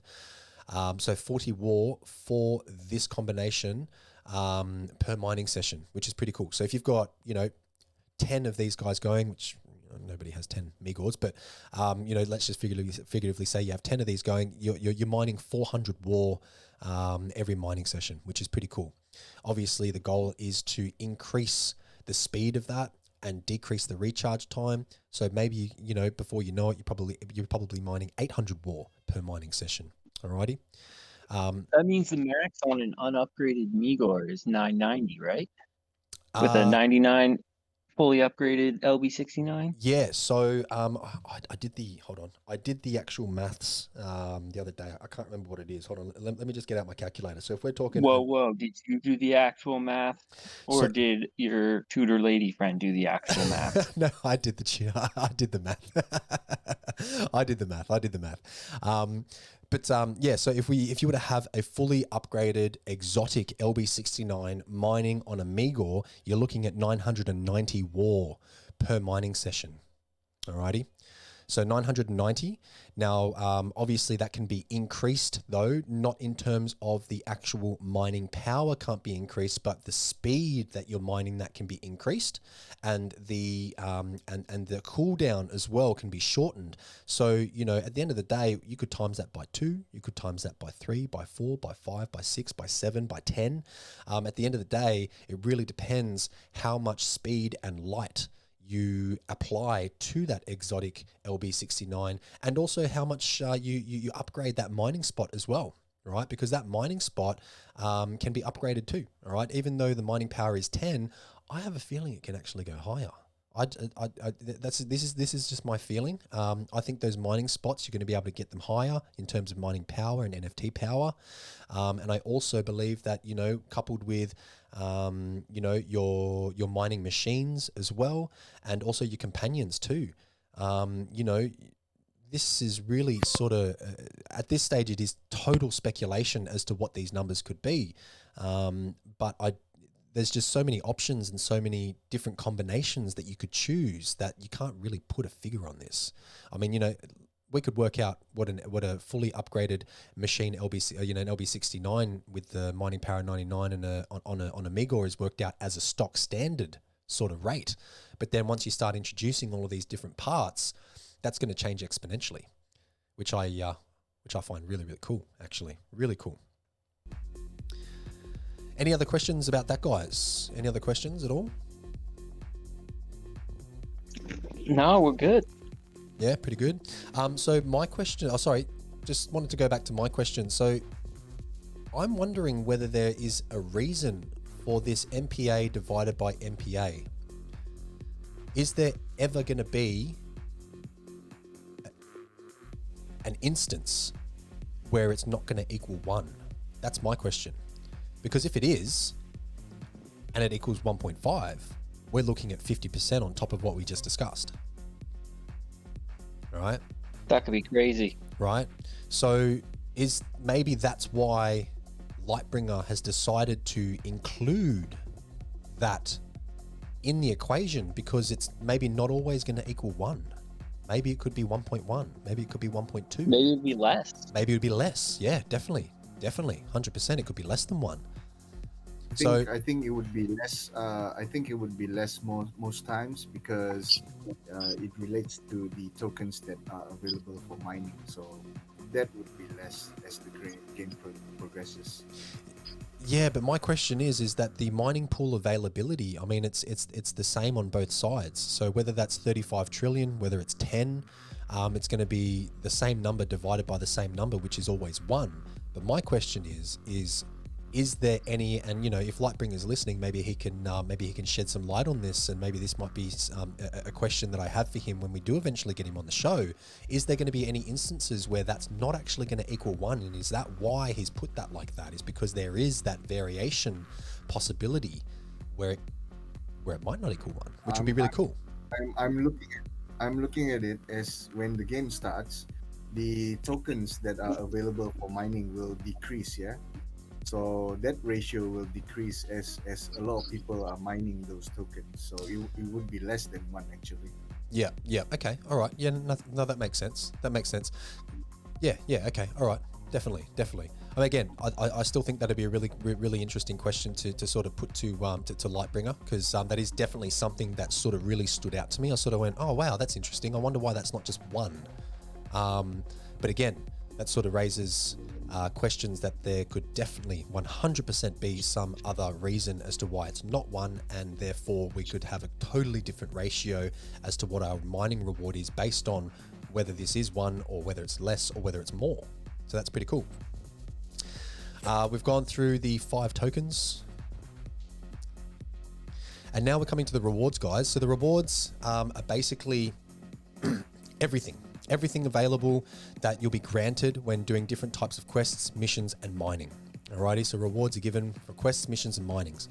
The different types of quests and missions that you can do in order to receive a reward can vary from one objective to the other. For example, the player can be given the objective to mine a certain amount of token, whether that be war, light, speed, any of the 5, or to upgrade his machine in order to complete the task. These types of missions could be completely bound to the player, so, a per player sort of mission with unlimited time to finish the task at hand, while others could be daily missions or an easier kind and weekly missions that will be a bit more challenging for the player. Upon completion, the player will be granted with 1 or more of the rewards of the following.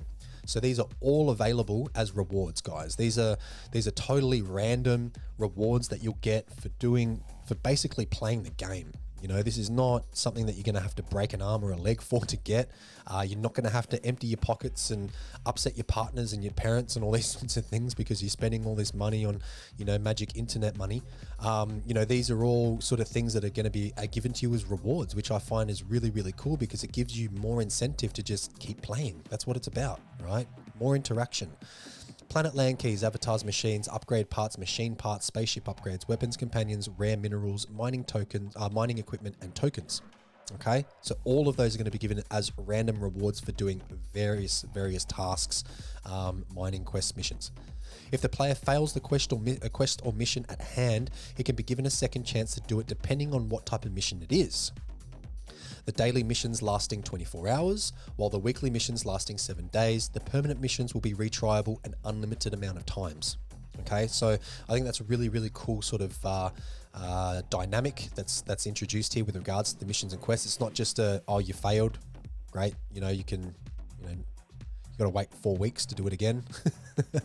I think being able to understand how to complete a mission, you need to sort of make mistakes, right? And I think there's sort of a little bit of a buffer for that to happen. Get in there, give it a go. If you don't make it the first time, well, you've got at least another try for certain missions, and then for other ones, for the harder ones, you've got an unlimited amount of tries, which I think is really, really cool. Gives you more chances to learn how to actually get past that mission and how to complete that to get these really cool rewards.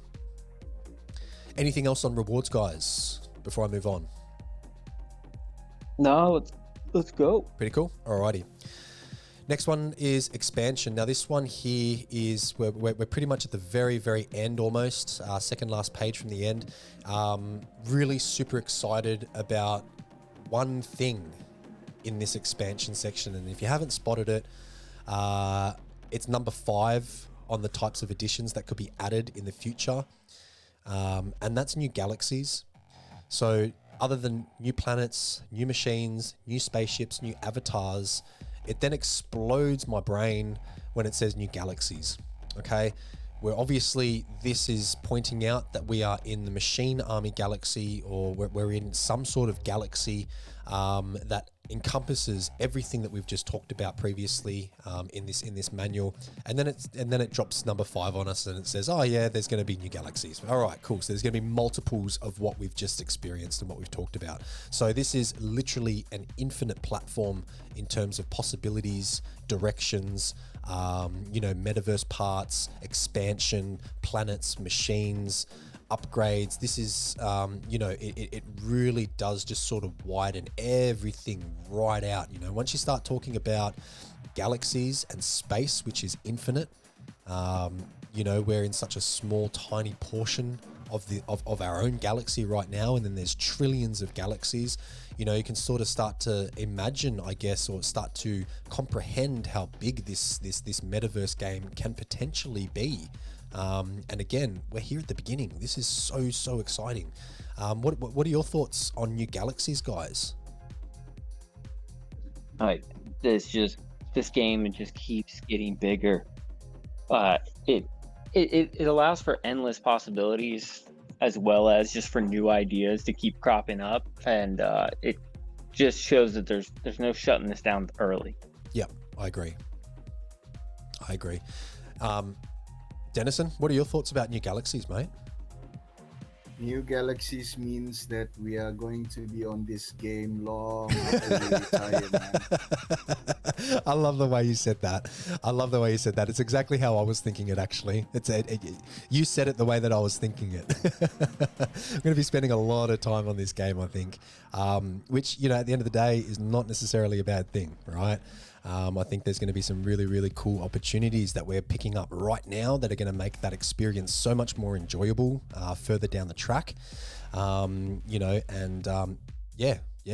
I guess what we can finish on with regards to the expansion, guys, is this last sort of sentence here, or this last paragraph here. It says, due to Machine Army being the flagship of the whole series, this game will expand into more DeFi metaverses. This means that we are building the base foundation that is to become the biggest DeFi metaverse ever made. Now, that is a big statement to make. That is a very big statement to make, but it is also totally plausible as well. You obviously need to have a really solid foundation for something like this to launch. Like if we're comparing something to, let's talk about Upland. They could have left it at San Francisco. Right? They could have left it to San Francisco. They could have let some whales play around, push up prices, have other people coming in. But you know what? They decided to expand to other cities, and eventually it seems as if they're going to be expanding to other countries and other continents. And so I guess the expansion of these platforms is really, really important to plan in the very, very early stages, because what you build in the early stages is what's going to help actually project your platform onto the much broader stage when you do want to expand. And so by simply putting this this sentence, this paragraph in towards the end of this expansion section, basically gives us the inclination that there is no end to this, that we could be playing this in 10 years time and be the owner of several galaxies of our own and hundreds of spaceships and, you know, thousands of space stations and tens of thousands of machines, right?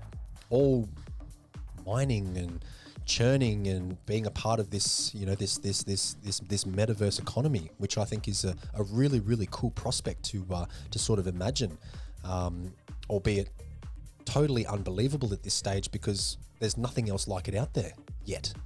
So for this to be the flagship of the whole series is really super exciting to sort of see how Lightbringer and the devs have actually creatively processed and released and meticulously planned on, you know, the release of the certain parts that are available now and the available parts that are going to be available later. So yeah, really super exciting. And anything else on that, guys, in terms of, you know, being the largest DeFi metaverse ever made? I think it's a bold task to take on. It is. But this team is definitely capable of doing it. And like you said, the foundation they're laying is really setting the stage to let that happen. Yep, I totally agree. Totally agree. Alrighty, so marketing goals, guys, you know, if you're not following them on Twitter, Instagram, Facebook, please do. These are basically their goals that they want to reach by the end of 2021. 1,000 new community members to join already our 1,400 members wide community.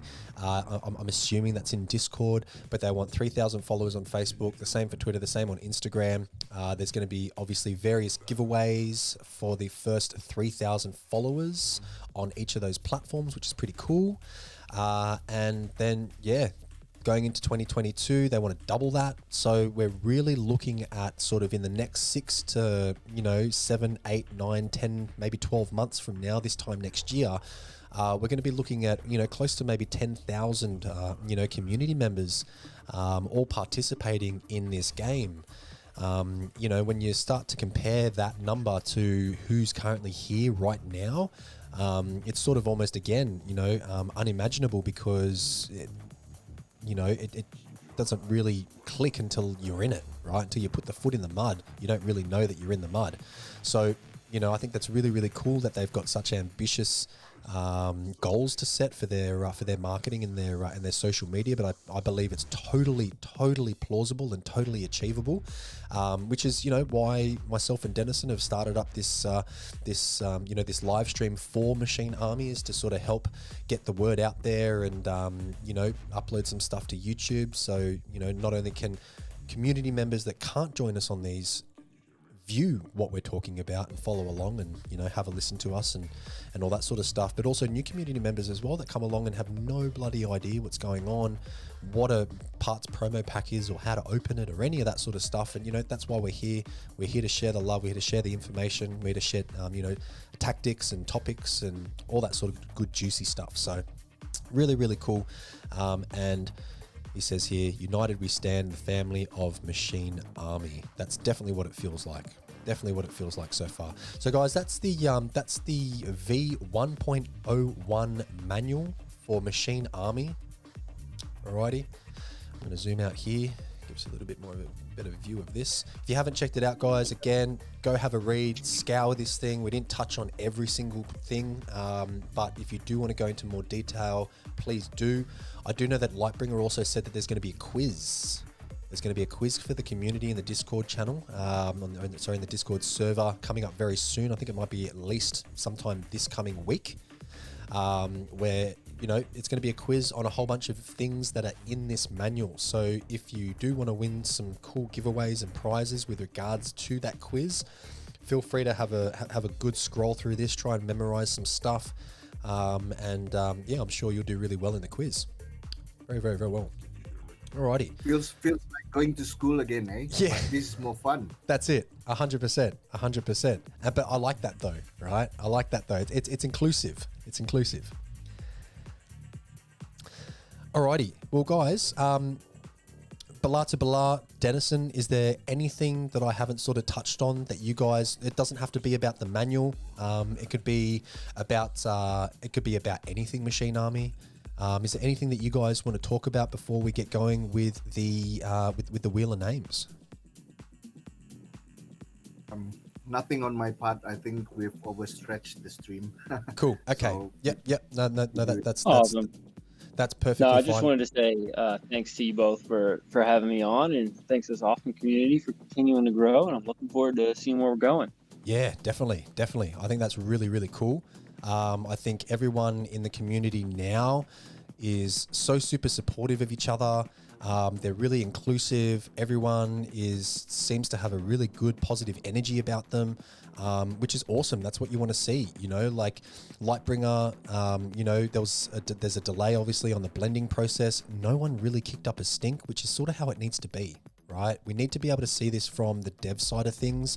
We need to not put him under too much pressure, because when you get put under pressure, crap results come out of it. And so I think we really are great at being able to sort of unify and see that he needs his room to be able to do his work, and that's perfectly fine. He doesn't need pressure. He doesn't need, negativity coming from the community, which basically just makes his job even harder.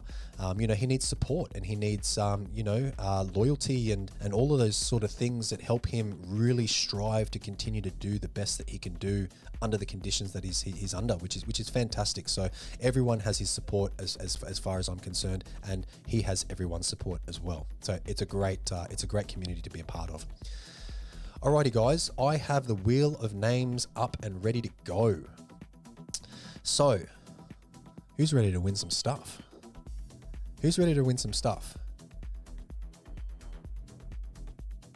That's right. It's our job to maintain the culture as we grow. Correct, Rosenberger. 100%. All right, Shook One's ready to go. Shook One's always ready to go. All right, Chris DMC's ready to go. El Rugram, mate, if you put your wax address into the chat, I think it was about 20 minutes ago, maybe a little bit longer than you are. But that's okay, mate. Don't worry, there are consolation prizes. Hype train leaving the station. Very good, very good. Alrighty, guys, we're going to get this popping.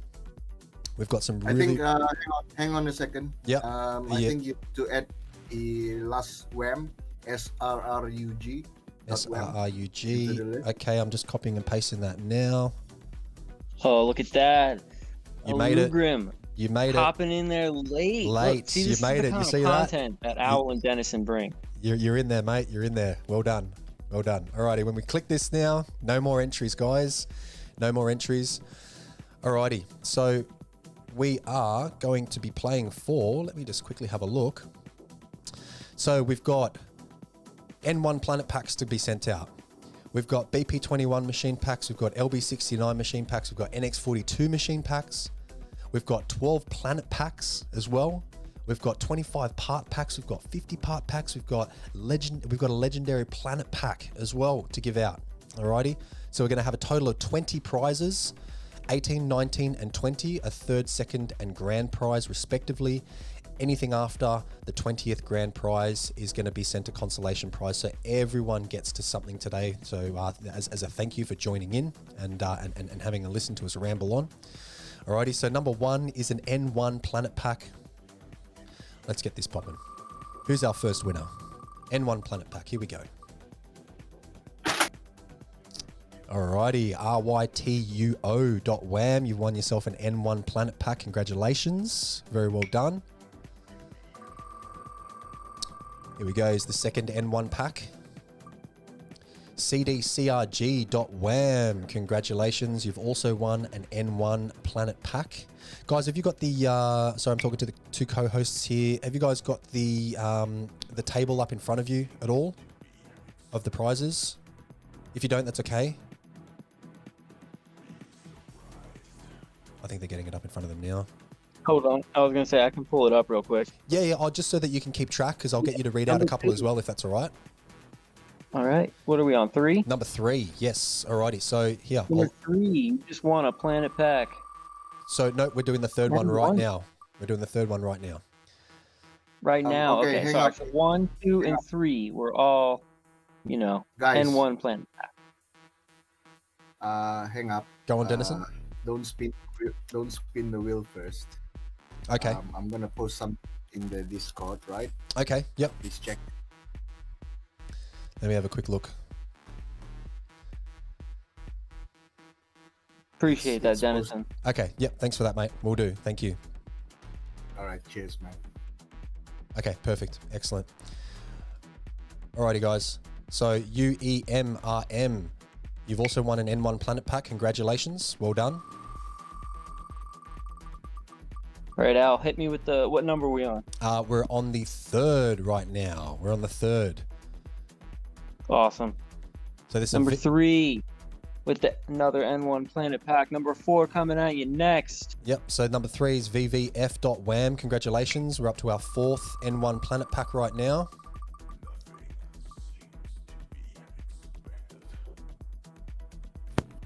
ZTVF, you're our 4th winner. Congratulations. N1 Planet Pack coming your way. We're up to number 5 now. EBHBA.wham. Congratulations. You're our 5th winner.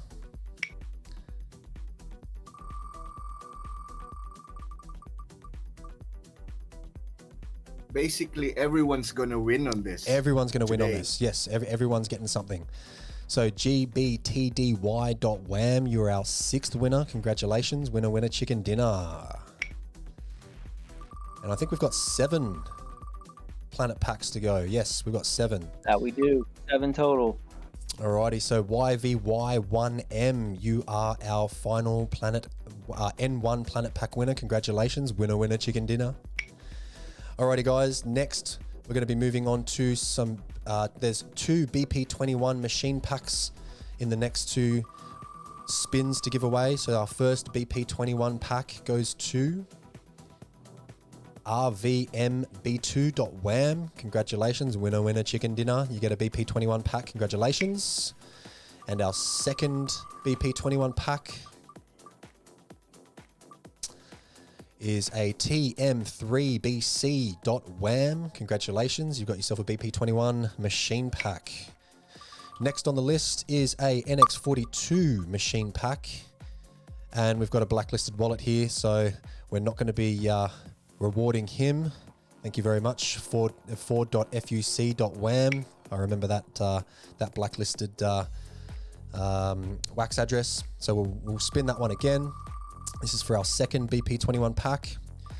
Brid Z Command, congratulations. You've won yourself a BP21 pack. Well done. Winner, winner, chicken dinner. Real quick, was that Bridzy or Birdsy? Ooh, that's a good question. Actually, we might have to confirm that. It was a large Z, so I don't know whether it's separate or together with the bird. So I'm not sure. We just got to make sure because Birdsy accidentally spelled it wrong the first go around in the chat I saw.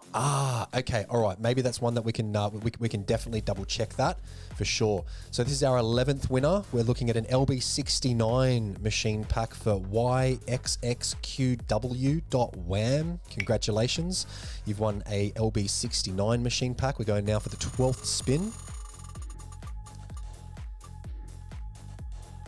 This is a GI1R2.wham. Congratulations, you've won yourself a BP21 machine pack. Winner, winner, chicken dinner. So that was our 12th winner. We're now going on to number 13, which is an NX42 machine pack. UFSUO.wham. NX42 heading your way straight after the stream. Congratulations, that was our 13th winner. Number 14 is our is another LB69 machine pack.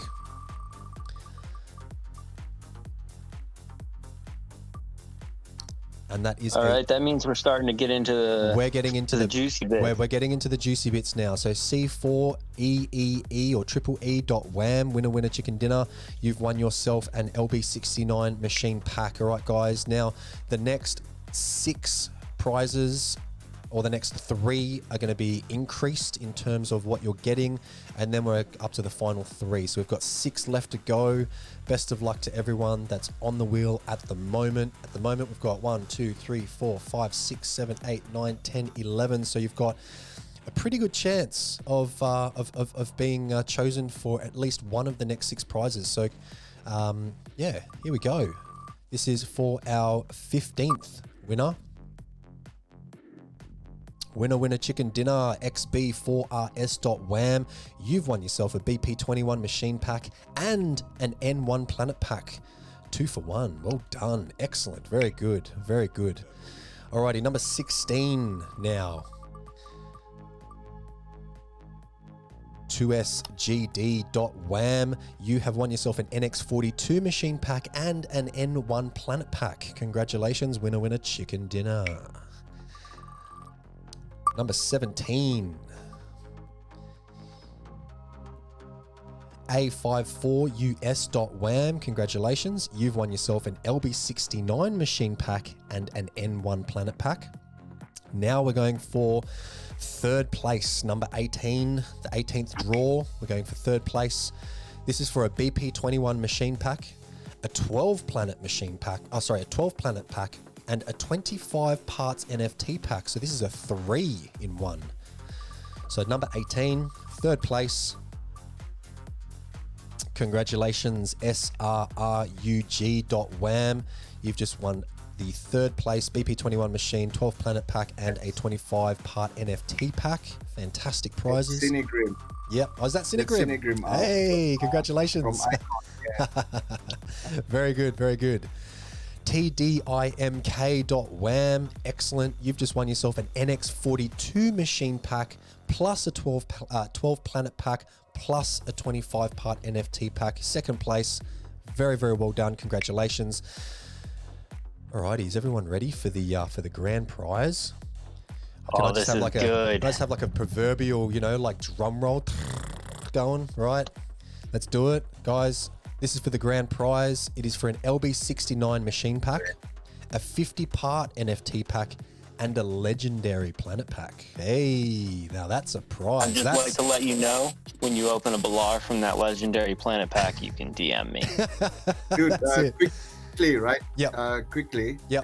Just say what is the cost of this first prize? Okay, if you were to purchase. Okay, so if you were to purchase, so if we're not talking about weekend sale prices, you're looking at, I think it's 139 wax for the LB69. You're looking at 349 or 359, I think it is, for the legendary planet. 369. There you go. And then for the 50 part NFT, I think it's 149, I believe. So we're sort of looking up towards, close to 600 wax for this grand prize, which I think is really, really, really, really cool. I know everyone sort of on this wheel that's left here is probably on the edge of their seats, which is what I'm all about. I love it. I love it. Alrighty, guys. That's slightly over $100, yeah. How much is it? That's slightly over $100. $100. 110. Wow. Yeah, I think it's 750 wax. 750 wax. Wow, guys, Yeah. that's a grand prize. This is what I like to bring on our. This is what me and Dennison like to bring. Guys. That's it. This is all about, joining the stream, being a part of the community, joining in, and just watching us, guys, watching us talk some shit. It can be very, very worth your while, and you could learn some really cool stuff, and you could win some really, really cool stuff too. We only had, I think, 25 total addresses here, with 20 walking away with some pretty good prizes, and then some consolation prizes for those that didn't make it. So it's totally worth it. Totally worth it, guys. Spread the word. And here we go. Here's for the grand prize. Who is it? Who we got? Alrighty, congratulations. Winner, chicken dinner, 2WOEI.wham. You've just won yourself an LB69 machine pack, a legendary planet pack, and a 50-part NFT pack. Mate, congratulations. That is the grand prize. Everybody else on this list here is going to be given a consolation prize, which will be worked out just after the stream. You might be pleasantly surprised in what you get. But that is the end of the Wheel of Names. Now, the next segment we've got, which is the very, very last segment. Oh, sorry. Just quickly, first of all, I did want to give a very, very big shout out to Lightbringer. He did provide all of the prizes for this giveaway. I didn't ask for as many prizes. I actually asked for less because I wanted to be polite, but he gave us all of this stuff and said, just give it away. He's more than happy, again, to support the community that is helping not only build our sort of show and episodes with regards to the Machine Army, but also to help out the community that's here right now, supporting him and supporting what his dream is, which is really, really cool. So thank you, Lightbringer. You're an absolute legend, mate. Very, very, very gracious that you've been able to pass those really, really cool prizes on to the rest of the community. Fantastic. So the next one, guys, the next segment I've just labeled surprise. So basically, I just wanted to, myself and Lightbringer, just wanted to thank both Dennison and also Belar to Belar for coming onto the show today to talk about some cool stuff, to give their points of view, and to just generally help out in general. It's been amazing. I have here with me, these are all the prizes from the Wheel of Names. I've got 2 legendary packs here, guys. One each for you. Lucky. No way. Yes. So pleasant surprise. So this is a gift for you guys, and I'm going to do a live opening right now of these. And I think it's only just polite for Belar to Belar to choose the first pack, mate. What would you like? You've got number 1083, or you've got number 1086. Are you a whole numbers man? Are you an uneven numbers man? What are you? Which one would you like? Oh man, I think I gotta go even. Even? So 1086? Yeah. Alrighty, let's go. Okay, watch out. Yeah. The 1086. You're watching Polamigo. You watch this. This is going to be so funny. Handed me a Amigo. This is going to be so funny. Here we go. You ready, guys? Alrighty. What do we got? Here it comes. 3, 2, 1. Slow internet. I was half expecting that, to be honest. Now you've got 39. Now you've got 39 Belars. The people know why. Like, it's not a joke. I know it's not. I know it's not. It's real. It is real. I totally 100% believe you that it's real. I've witnessed it myself now. You've now got 39 Belars. Congratulations, mate. Thank you very much for being on the show. It's been an absolute pleasure. Next, we're going to be going with... Sorry? Pleasure to have you on board, Belar. Yes. Hey, you guys are the real legends. Mate, we try. We try to keep the smiles on people's faces and our own wallets as empty as possible. Hey, I could have a much worse addiction, to be perfectly honest. Alrighty, so Dennison, you've got pack 1083. I'm going to open it for you, mate. Yep. Here we go. Let's go. What are you thinking it's going to be? What are your spidey senses telling you? I hope it's a Migor, man. Of course you do. I know. I hope it's a Migor as well. Let's just have a look and see. And we've got a Planet Kengar. Fantastic. Mining power 8, NFT power 6, war and army resources. Fantastic, guys. Well, those are your 2 little surprises. I know you guys didn't really know about that, and I'm quite happy to spring that on you at the very end of the show. So thank you very much for the both of you joining me on the show. Really, really super appreciate it. I think we covered some really, really cool topics, some of the white paper as well that maybe some of the community that are watching and some of the community that will be watching the recorded video maybe didn't even think about, and maybe didn't sort of highlight certain things for them, but now it sort of has, and maybe they can sort of grasp a little bit more about what Machine Army is and what's actually projected for it. Because I think it's really important to get a lot of these new community members into understand why we're so excited about it. We can't be the only ones. We really can't be. And I mean, it goes to show, obviously, everyone that's here right now seems to be just as excited with this. We're all on the same page. It's fantastic. Can't wait. And yeah, guys, thank you very much for joining us My name is Al. Dennison's with me as well as my co-host. Thank you very much, Dennison, for joining. Thank you, guys. And thanks again very much for our special guest, Belar to Belar. You guys can catch him in the Discord channel. Throw him some memes. He loves it. Trade with him some Belars. He'll love you even more. Alrighty. And I do believe that Belar to Belar is going to be doing a little bit of a pack opening after this in the Discord server. So guys, if you do want to join, feel free. I'm going to end this stream within the next couple of seconds, and hopefully we can see you over there. Alrighty, guys, thank you very much. Join us for episode 3 in a couple of weeks. Watch out for the announcement. My name's Al. Take it easy. Bye.